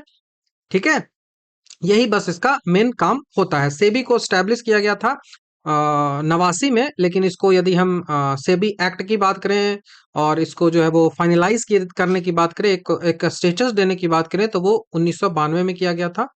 सेबी एक्ट के तहत हेडक्वार्टर इसका मुंबई में है। करंट चेयरमैन जो है वो आप देख लीजिएगा। ठीक है, और निफ्टी 50 जो है वो इंडेक्स होता है वो नेशनल स्टॉक एक्सचेंज का, जिसमें भारत के जो सबसे बड़े जो 50 कंपनियां होती हैं उनको रखा जाता है। सेंसेक्स में होते हैं 30 स्टॉक्स इसमें हो गए हैं। ये जो है वो बॉम्बे स्टॉक एक्सचेंज का है। तो ये आपको ध्यान रखना है। कैपिटल मार्केट को सेबी रेगुलेट करता है और मनी मार्केट को आरबीआई रेगुलेट करता है, बस ये याद रखना है। नबार्ड जो है वो एक बैंक है जो एग्रीकल्चर को फिनांस करता है। आरबीआई तो आपको पता है, और आईआईएफएल जो है वो एक प्राइवेट फाइनेंशियल सर्विसेज कंपनी है, कोई एक रेगुलेटर के रूप में नहीं आता है। मानव विकास सूचकांक को किसके द्वारा इसमें शामिल क्या नहीं किया जाता है? तो 3 चीजें इसमें शामिल नहीं किया होता है ह्यूमन डेवलपमेंट इंडेक्स में। तो ह्यूमन डेवलपमेंट जो इंडेक्स है वो यूएनडीपी के द्वारा दिया जाता है, यूनाइटेड नेशन डेवलपमेंट प्रोग्राम के द्वारा दिया जाता है। इसके 3 डायमेंशन होते हैं। पहला डायमेंशन जो होता है वो लॉन्ग एंड हेल्दी लाइफ, जिसको लाइफ एक्सपेक्टेंसी कहते हो, इसको लाइफ एक्सपेक्टेंसी कहा जाता है। लाइफ एक्सपेक्टेंसी एट बर्थ, जी मतलब जीवन प्रत्याशा इसको कहते हैं, जीवन प्रत्याशा, ये पहला हो गया। दूसरा इसका जो होता है वो नॉलेज की बात होती है। नॉलेज की बात होती है कि हाउ मेनी ईयर्स जो है आपने स्कूलिंग में बिताया, आपने जो है वो कितने ईयर जो है वो स्कूलिंग आपने किया। तो लिटरेसी एंड एजुकेशन जो है वो दूसरा आता है, तो लिटरेसी रेट जो है वो दूसरा आता है। तीसरी बात जो आती है वो डिसेंट स्टैंडर्ड ऑफ लिविंग, आप किस स्टैंडर्ड से रह रहे हो। पीपीपी टर्म जो है जीएनआई पर कैपिटा जो है वो इनकम को ही दिखाता है, तो ये इनकम भी इसमें शामिल होगा। आय आपकी क्या है, शिक्षा कैसी है, जीवन प्रत्याशा कैसी है, और लिंगा अनुपात इसमें शामिल नहीं होता, सेक्स रेशियो इसमें शामिल नहीं होता। ये जेंडर इक्वलिटी इंडेक्स जो होती है, इनइक्वलिटी इंडेक्स, उसमें शामिल होती है। ये जो ह्यूमन डेवलपमेंट इंडेक्स है इसको स्टार्ट किसने किया था? तो महबूब उल हक ने किया था। महबूब उल हक जो कि पाकिस्तानी है अर्थशास्त्री, उन्होंने ये किया था। और अमर्त्य सेन भी इसी से कुछ जुड़े हुए होते हैं। 1990 की बात है। इस ह्यूमन डेवलपमेंट इंडेक्स का जो रेंज होता है वो 0 से लेकर 1 तक होता है। 1 जिसका है वो सबसे बेस्ट कंडीशन में आता है।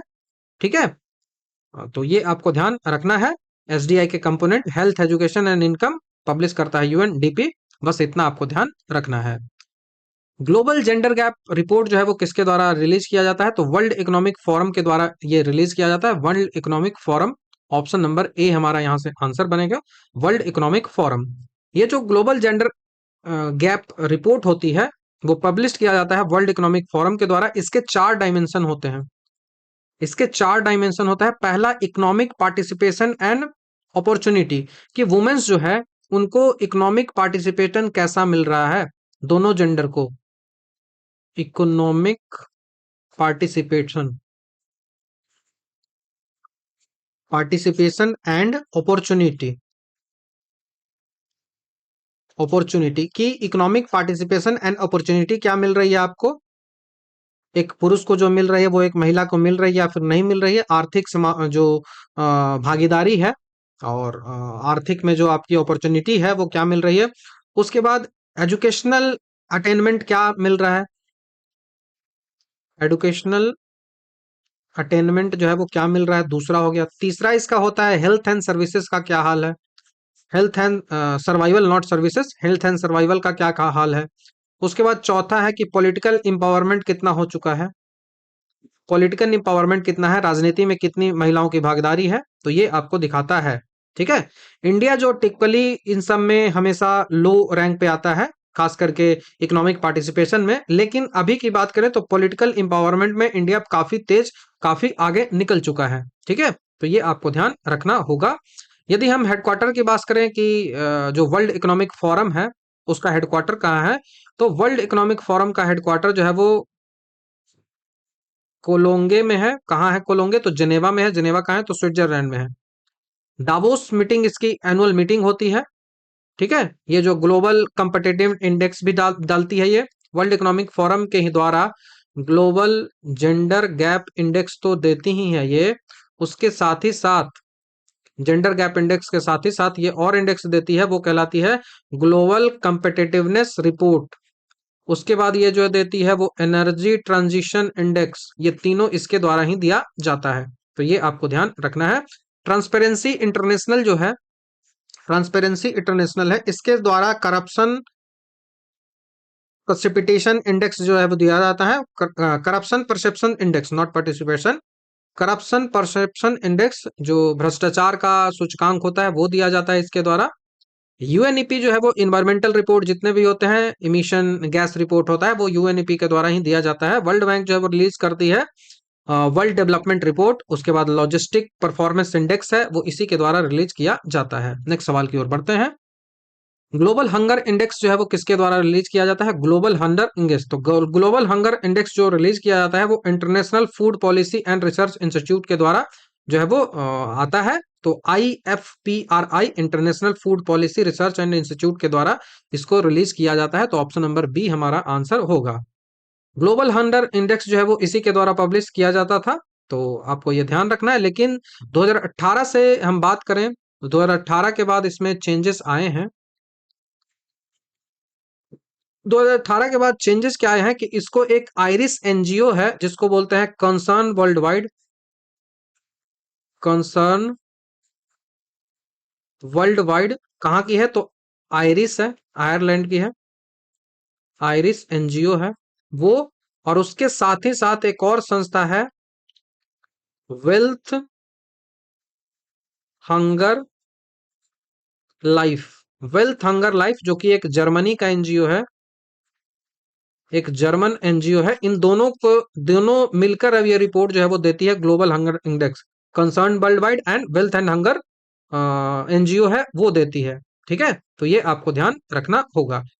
ये इसका जो मेन, हम यदि बात करें तो इसमें 4 इंडिकेटर्स होते हैं। अंडर न्यूट्रिशन, मतलब कैलोरी इनटेक आप कितना जा रहे हो। चाइल्ड का जो वेस्टिंग है, मतलब लो वेट या फिर हाई वेट, लो मतलब वेट कैसा होना चाहिए हाइट के अनुसार, इसके अनुसार यदि हाइट के अनुसार वेट लो है तो। उसके बाद चाइल्ड स्टनिंग को इसमें डाला जाता है तीसरा, मतलब लो हाइट फॉर एज, एज के अनुसार आपकी हाइट कितनी बच्चे की होनी चाहिए। उसके बाद चाइल्ड मोटिलिटी जो है वो अंडर 5 कितना हो रहा है, उसको इसमें इंक्लूड जो है वो किया जाता है। तो ये आपको ध्यान रखना होगा। CFTRI जो है वो एक इंडियन इंस्टीट्यूट है, मैसूर का है, तो ये ध्यान रखिएगा। बाकी 4 इंडिकेटर आपको याद रखना है। 4 इंडिकेटर इसके होते हैं। पहला जो इंडिकेटर है वो अंडर न्यूट्रिशन है। दूसरा जो इंडिकेटर होता है वो वेट है, कि वेट के अनुसार आपकी हाइट जो है वो है कि नहीं। तीसरा जो है वो स्टनिंग की बात आती है, तीसरा स्टनिंग की बात आती है। तो स्टनिंग मतलब क्या हुआ कि हाइट आपके एज के अनुसार है कि नहीं, ठीक है, एज के अनुसार हाइट है कि नहीं, वेट के अनुसार हाइट है कि नहीं, और अंडर 5 जो चाइल्ड मोर्टेलिटी रेट है उसकी यहाँ पे बात करता है। नेक्स्ट सवाल की ओर बढ़ते हैं। तो यहाँ से आपको क्या मिला, ये जो इंस्टीट्यूट मिला कंसर्न वर्ल्ड वाइड, तो कंसर्न वर्ल्ड वाइड कभी आपको दिख नहीं रहा है, तो यही वाला international food policy research institute आपको आंसर रखना होगा। ठीक है, नेक्स्ट सवाल की ओर बढ़ते हैं। मल्टी डायमेंशनल पॉवर्टी इंडेक्स के बारे में आपसे पूछा जा रहा है कि इस संबंध में कौन सा जो है वो गलत है, कौन सा गलत स्टेटमेंट है, ये आपसे पूछा जा रहा है।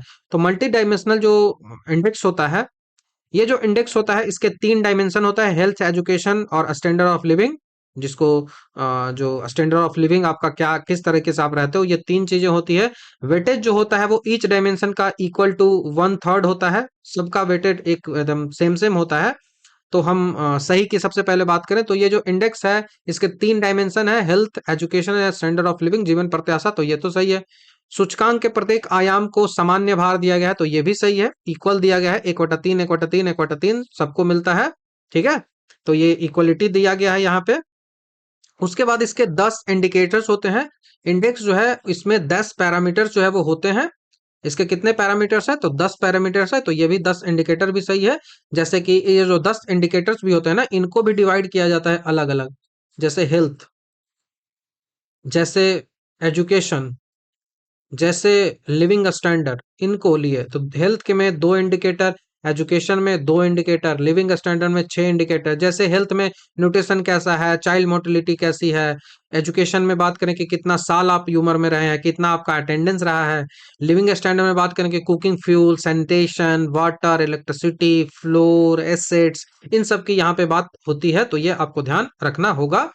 और प्रत्येक प्रचालन को सामान्य भार दिया गया है, तो each parameter given equal weightage तो नहीं। ये जो इंडिकेटर्स है ना, पैरामीटर्स जो है ना, इनको इक्वल वेटेज नहीं दिया गया है, क्योंकि ये समान है ही नहीं, ये 2 है, ये 2 है, ये 6 है, तो इनको इक्वल इंडिकेटर नहीं दिया गया है। जैसे कि बात करें कि हेल्थ वाले में ईच इंडिकेटर को, जो 2 इंडिकेटर है, इनको 1/6 दिया गया है, मतलब ईच को आधा आधा दिया गया है। एजुकेशन वाले में भी 1/6 दिया गया है, और इधर वाले में 1/18 दिया गया है। तो ये अलग अलग होता है, इक्वल इंडिकेटर नहीं है, तो इस कारण से ऑप्शन नंबर डी जो है वो हमारा यहाँ से सही आंसर हो जाएगा, यही जो है वो हमारा गलत है। पब्लिश कौन करता है, तो यूएनडीपी और ओपीएचआई के द्वारा, Oxford poverty and human development index के द्वारा किया जाता है, ये आपको ध्यान रखना है। नीति आयोग जो रिपोर्ट रिलीज करती है, नीति आयोग के द्वारा एमपीआई जो रिलीज किया जाता है, नीति आयोग रिलीज करता है नेशनल एमपीआई फॉर इंडिया, वो जो इंक्लूड करता है वो 12 इंडिकेटर नीति आयोग यूज करता है, तो कभी भी पूछ लिया जाए तो आपको ध्यान रखना होगा। तो नेक्स्ट सवाल की ओर बढ़ते हैं। नेक्स्ट सवाल है कि वार्षिक वैश्विक प्रतिस्पर्धा सूचकांक, एनुअल ग्लोबल कम्पिटिटिवनेस इंडेक्स जो है वो कौन लॉन्च करता है, तो हमने ऑलरेडी इसको बताया है, वर्ल्ड इकोनॉमिक फोरम के द्वारा ये लॉन्च किया जाता है। वर्ल्ड इकोनॉमिक फोरम के द्वारा ये रिपोर्ट जो है वो आती है, global competitiveness report, world economic forum के द्वारा। इसका ऑब्जेक्टिव होता है कि ये जो है वो एबिलिटी किसी कंट्री की क्या है, प्रोवाइड करने का हाई लेवल ऑफ प्रोस्पेरिटी को लेकर सिटीजन को, तो ये होता है। ठीक है, ग्लोबल कंपेटिटिव इंडेक्स। और आईएमएफ की हम बात करें तो आईएमएफ जो है वो वर्ल्ड इकोनॉमिक आउटलुक रिपोर्ट डालती है, वर्ल्ड बैंक जो है वो रिलीज करती है world development report, ease of doing business, और ईज ऑफ डूइंग बिजनेस को खत्म कर दिया गया है अब, ये याद रखें। डब्ल्यूटीओ जो है वर्ल्ड ट्रेड स्टैटिस्टिकल रिव्यू है वो देती है, तो ये आपको ध्यान रखना है। तो बहुत ज्यादा इंपॉर्टेंट ये सब क्वेश्चंस है, तो ध्यान रखिएगा। नेक्स्ट सवाल की ओर बढ़ते हैं। नेक्स्ट सवाल है कि लैंगिक समता सूचकांक क्या दर्शाता है, जेंडर इक्वलिटी इंडेक्स जो है वो क्या दर्शाता है। तो जेंडर इक्वलिटी जो इंडेक्स होता है, जेंडर इक्वलिटी इंडेक्स जो होता है वो एक सिमिलर इंडिकेटर होता है ग्लोबल जेंडर गैप इंडेक्स की तरह। ये मेजर करता है gap between main and women across various dimension of human development. तो इसमें एजुकेशन, हेल्थ और इकोनॉमिक जो एक्टिविटीज होती है, इन 3 इंडिकेटर्स को शामिल किया जाता है। एजुकेशन, हेल्थ, इकोनॉमिक एक्टिविटीज हैं, इन तीनों को शामिल किया जाता है। तो इसमें है कि शैक्षणिक अवसरों के प्राप्त में बालिकाओं के साथ भेदभाव, तो ये सही है। Discrimination against girl in attainment of education, उसको हो गया। दूसरा है against girl in accessing health facility, तो हेल्थ हो गया, एजुकेशन हो गया। उसके बाद क्या है, तो उसके बाद जो है वो इकोनॉमिक एक्टिविटीज मतलब इंप्लॉयमेंट आपको कैसा है, तो तीनों। तो यहाँ से ऑप्शन नंबर ए हमारा सही बनेगा, तीनों के तीनों जो है वो सही हो जाएगा। ठीक है, तो ये ध्यान रखना है, जेंडर गैप इंडेक्स जो है वो यूएनडीपी के द्वारा आता है।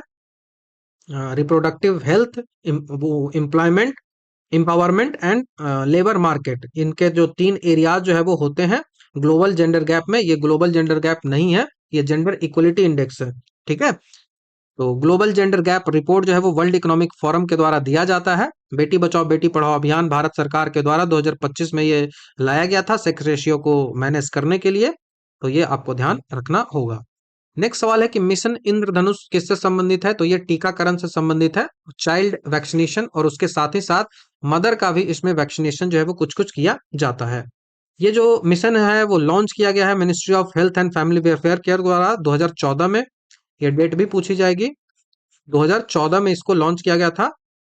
इसका मेन ऑब्जेक्टिव होता है फुल इम्यूनाइजेशन करना, टीकाकरण करना, जितने भी चिल्ड्रंस हैं, और उसी के साथ साथ जो प्रेग्नेंट वुमेन्स होते हैं उनको भी इसमें रखा गया है। इसका जो नेम है ना, वो इंद्रधनुष किस कारण से रखा गया है कि जो इंद्रधनुष होता है ना, उसमें 7 रंग होते हैं, और इसमें जो 7 कलर के अलग अलग रंग होते हैं, तो यहाँ पे भी 7 जो डिजीज के लिए टारगेटेड है, इस कारण से इसमें इसको इंद्रधनुष जो है वो कहा जाता है।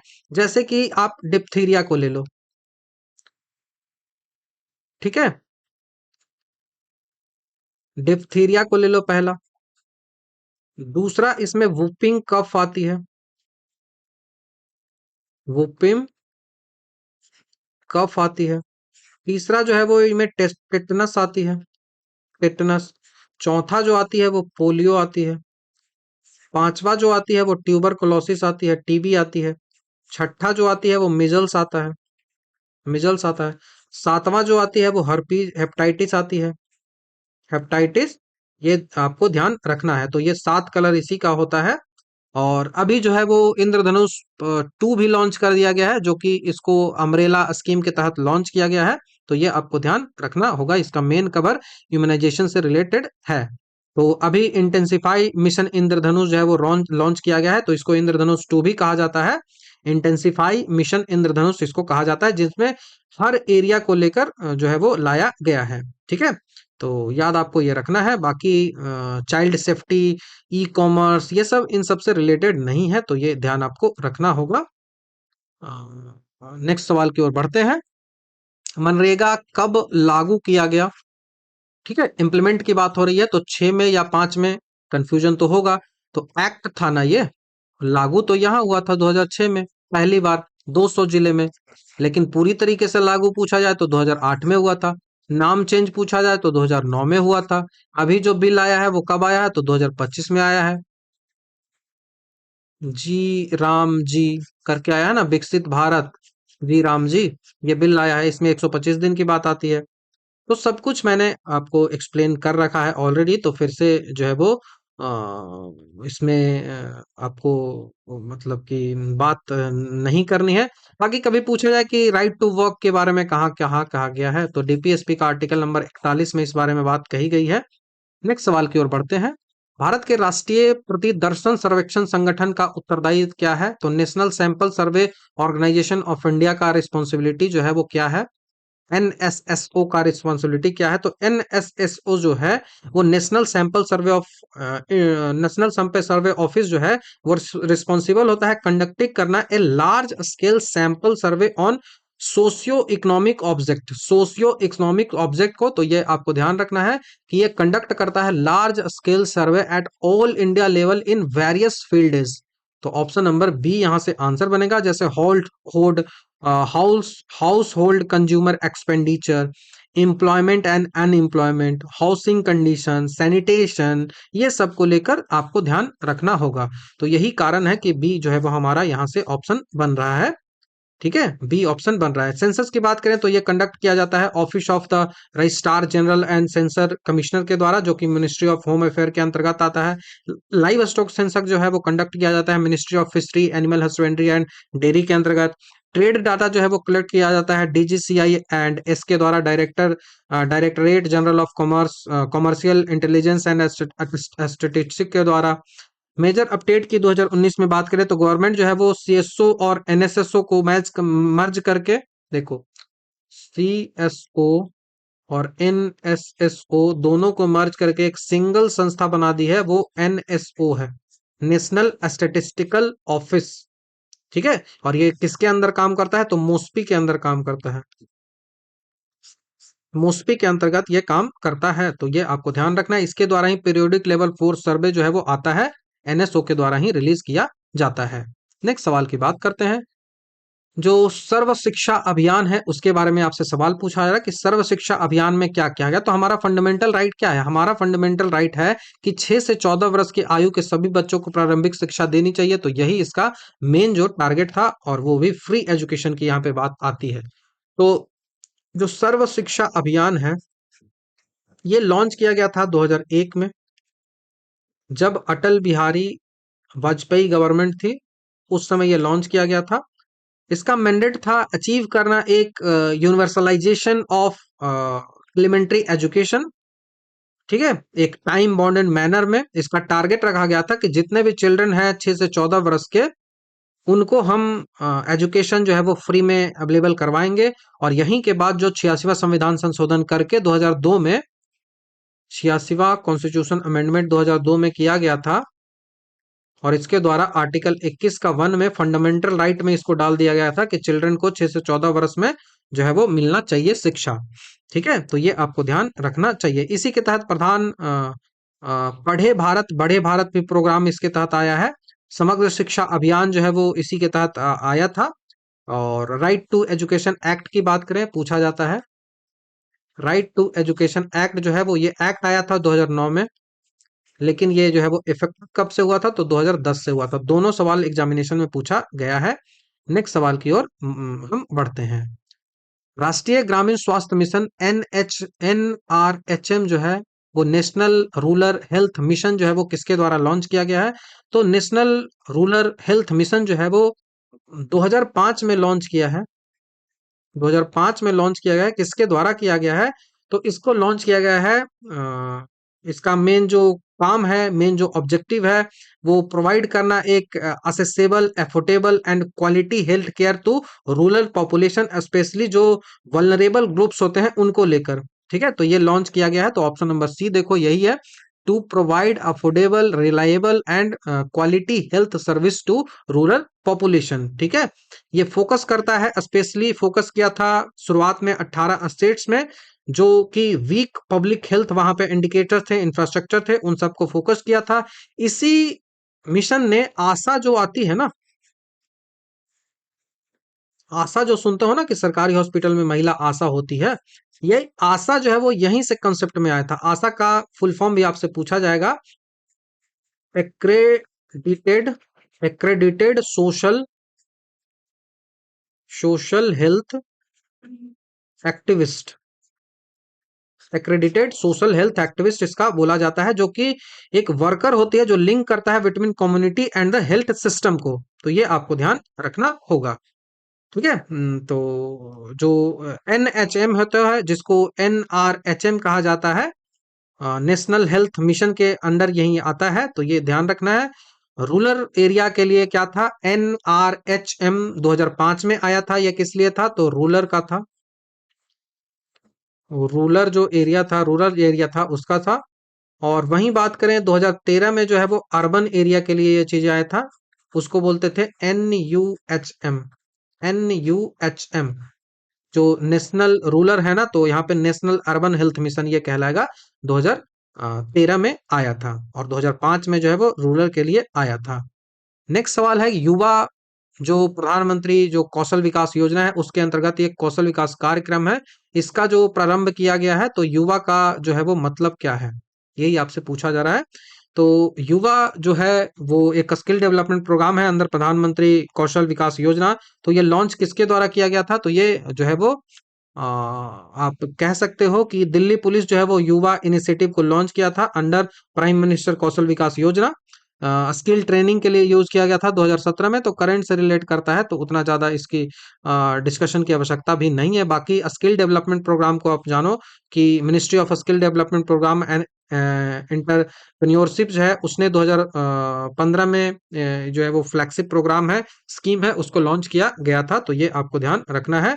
पीएम युवा जो बुक्स है वो एजुकेशन मिनिस्ट्री के अंतर्गत आता है, और युवा जो है वो स्किल से रिलेटेड जो है वो दिल्ली पुलिस के अंतर्गत आता है। ठीक है, तो पीएम युवा जब भी याद रखिएगा तो वो बुक से रिलेट करता है और वो एजुकेशन मिनिस्ट्री के अंतर्गत आता है। तो यहां से आपका ऑप्शन डी आंसर होगा। बाकी नेक्स्ट क्वेश्चन की ओर बढ़ते हैं। मिशन इंद्रधनुष जो है वो कहां से आरंभ हुआ था? तो मिशन इंद्रधनुष जो है वो वडनगर और गुजरात से स्टार्ट हुआ था। वडनगर जो गुजरात का है वहां से, तो जो वडनगर गुजरात का है यहाँ से स्टार्ट हुआ था। ये लॉन्च जो इंटेंसिफाई इंद्रधनुष मिशन है जो प्रधानमंत्री मोदी के द्वारा लॉन्च किया गया था। ये पहला जो मिशन था वो 2014 में इनिशियली आया था। बाकी इंटेंसिफाई मिशन इंद्रधनुष जिसको टू इंद्रधनुष दूसरा भी कहते हैं, ये 2017 में जो वडनगर गुजरात है वहां से लॉन्च किया गया था। ठीक है, तो ये आपको ध्यान रखना है। और जो IMI इंटेंसिफाई मिशन इंद्रधनुष 5 है वो 2023 में आया है, जो लेटेस्ट वर्जन है। उसके बाद पोषण अभियान जो है वो लॉन्च कहाँ से किया गया था? तो राजस्थान का जो झुंझुनू है वहां से किया गया था।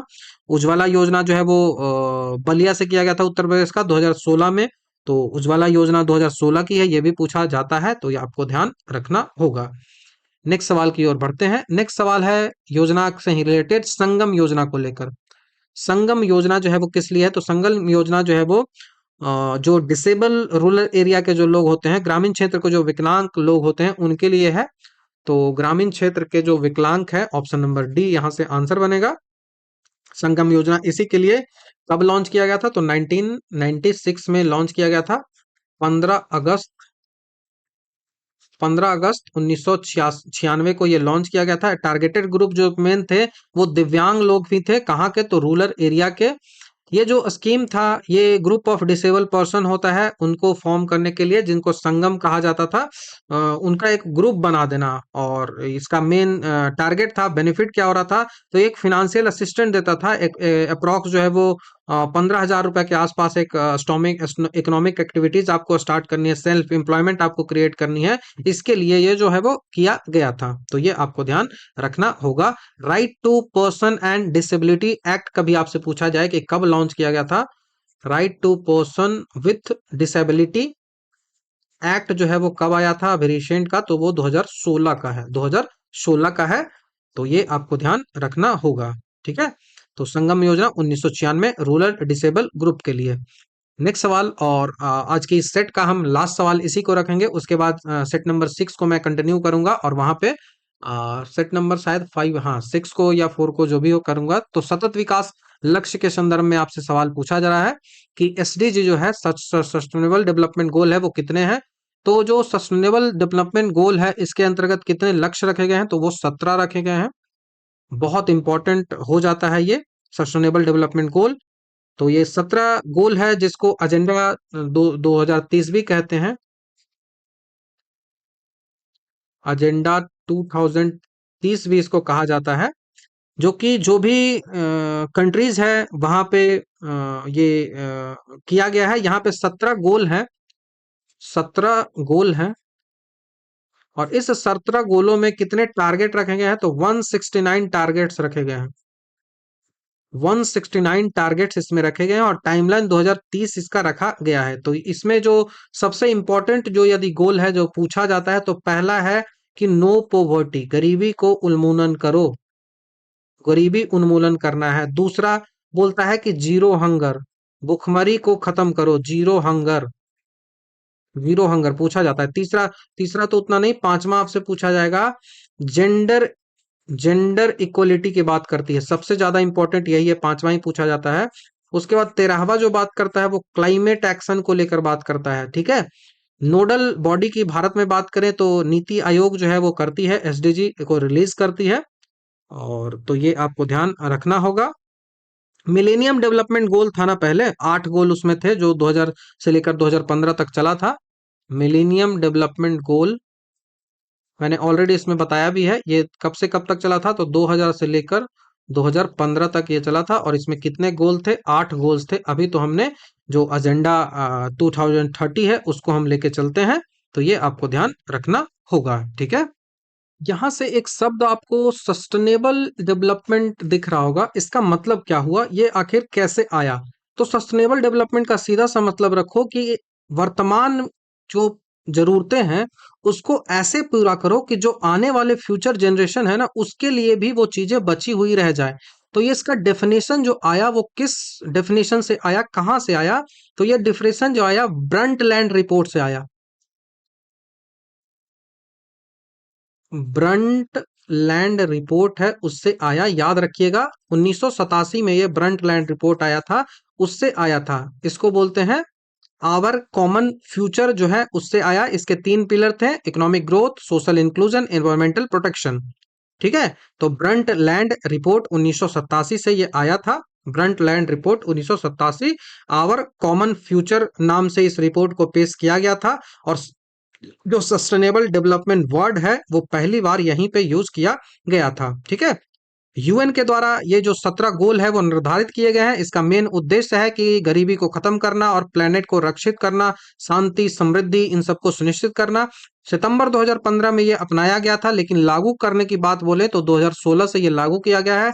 डेडलाइन 2030 है, एजेंडा 2030 इसको कहा जाता है। मोटो की बात करें तो इसका आदर्श वाक्य है leave no one behind, not living, leave no one behind. इसके टारगेट्स की बात करें, टारगेट्स 169 है। इसके इंडिकेटर्स की बात करते हैं। इंडिकेटर्स जो इसके हैं वो कितने हैं? तो इंडिकेटर्स इसके 230 से ज्यादा इंडिकेटर हैं। और भारत में इसका जो है वो मिलियन डेवलपमेंट गोल था, मैंने ऑलरेडी बताया है, 2000 से लेके 2015 तक ये चला था।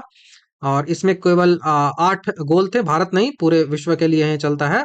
और सबसे ज्यादा अगर कोई इंपॉर्टेंट है तो पहला गोल नो पॉवर्टी, दूसरा गोल जीरो हंगर, चौथा गोल जो है वो एजुकेशनल क्वालिटी की बात करता है, क्वालिटी एजुकेशन की बात करता है। तीसरा गोल जो है वो गोल हेल्थ एंड वेल बीइंग की बात करता है। पांचवा जनरल जेंडर इक्वलिटी है उसकी बात करता है। छठा जो है वो क्लीन वाटर एंड सैनिटेशन की बात करता है। ऐसे ही पूरे के पूरे 17 गोल है। तो बहुत ज्यादा ज्यादा इंपॉर्टेंट हर गोल है। जैसे एसडीजी 10 पूछा जाता है, 10वां पूछा जाता है। 10वां पूछा जाता है कि रिड्यूस करना है आपको इनक्वलिटीज को, जो असमानता है उसको खत्म करना है। उसके बाद जो है वो सस्टेनेबल सिटीज की बात करता है 11 नंबर का। उसके बाद 13 नंबर का क्लाइमेट एक्शन पूछता है। उसके बाद 14 नंबर का लाइफ बिलो वाटर पूछता है। 15 नंबर का लाइफ ऑन लैंड पूछता है। तो ऐसे कई सारी चीजें इससे पूछी जाती है। भारत में इसकी नोडल एजेंसी नीति आयोग है, मोस्पी के अंदर काम करती है। मोस्पी के द्वारा ही राष्ट्रीय संकेतक फ्रेमवर्क जो है वो तैयार किया जाता है। नेशनल जो इंडिकेटर जो फ्रेमवर्क है वो तैयार किया जाता है। नीति आयोग हर साल राज्यों की रैंकिंग जो है वो निकालता है, उसका स्कोर 0 से 100 के बीच होता है। टॉप परफॉर्मर जो है वो लगातार अभी केरल रह रहा है और सबसे खराब प्रदर्शन बिहार, झारखंड और उत्तर प्रदेश का ही रहता है। तो ये आपको ध्यान रखना है। एसडीजी जो है इसमें 5 पी आते हैं। इसको 5 पीएस ऑफ एसडीजी कहा जाता है। 5 पीएस ऑफ एसडीजी ये जो है इसमें क्या आता है? इसमें आता है people, people, planet, prosperity, peace, partnership, ये आपको ध्यान रखना होगा, ठीक है? तो बहुत ज्यादा इंपॉर्टेंट है। तो आपको याद रखने की ट्रिक मैं बता दूं। सबसे ज्यादा इंपॉर्टेंट वाला जो है वो गरीब खाना, दवा, पढ़ने, सामान, सिखाओ, पानी, ऐसे करके कैसे भी आप याद रख सकते हो, बस याद रखना है। तो गरीबों को खाना को दवा दो, पढ़ने को भेजो, समानता सिखाओ, पानी पिलाओ। तो ऐसे करके 1 2 3 करके ना आप उसको याद रख सकते हो। और बाकी जो भी इसमें इंपॉर्टेंट क्वेश्चन थे वो सारा मैंने आपको डिस्कस कर दिया है। तो इसको अभी 180 तक ही छोड़ते हैं। इसके बाद 181 से लेकर जो 210 तक क्वेश्चन है, 30 क्वेश्चन और जो बचे हैं उनको अगले वीडियोस में डिस्कस करेंगे। तो ये रहा वीडियो जहाँ पे हमने काफी डिटेल से जो 180 नंबर तक क्वेश्चन है उनको डिस्कस किया है। आगे का जो क्वेश्चन होगा वो पार्ट नंबर 4 में हम डिस्कस करेंगे, पार्ट नंबर 5 में डिस्कस करेंगे, वो जल्द ही आएगा। तो thank you very much. Next video में आपसे जल्द ही मिलता हूँ।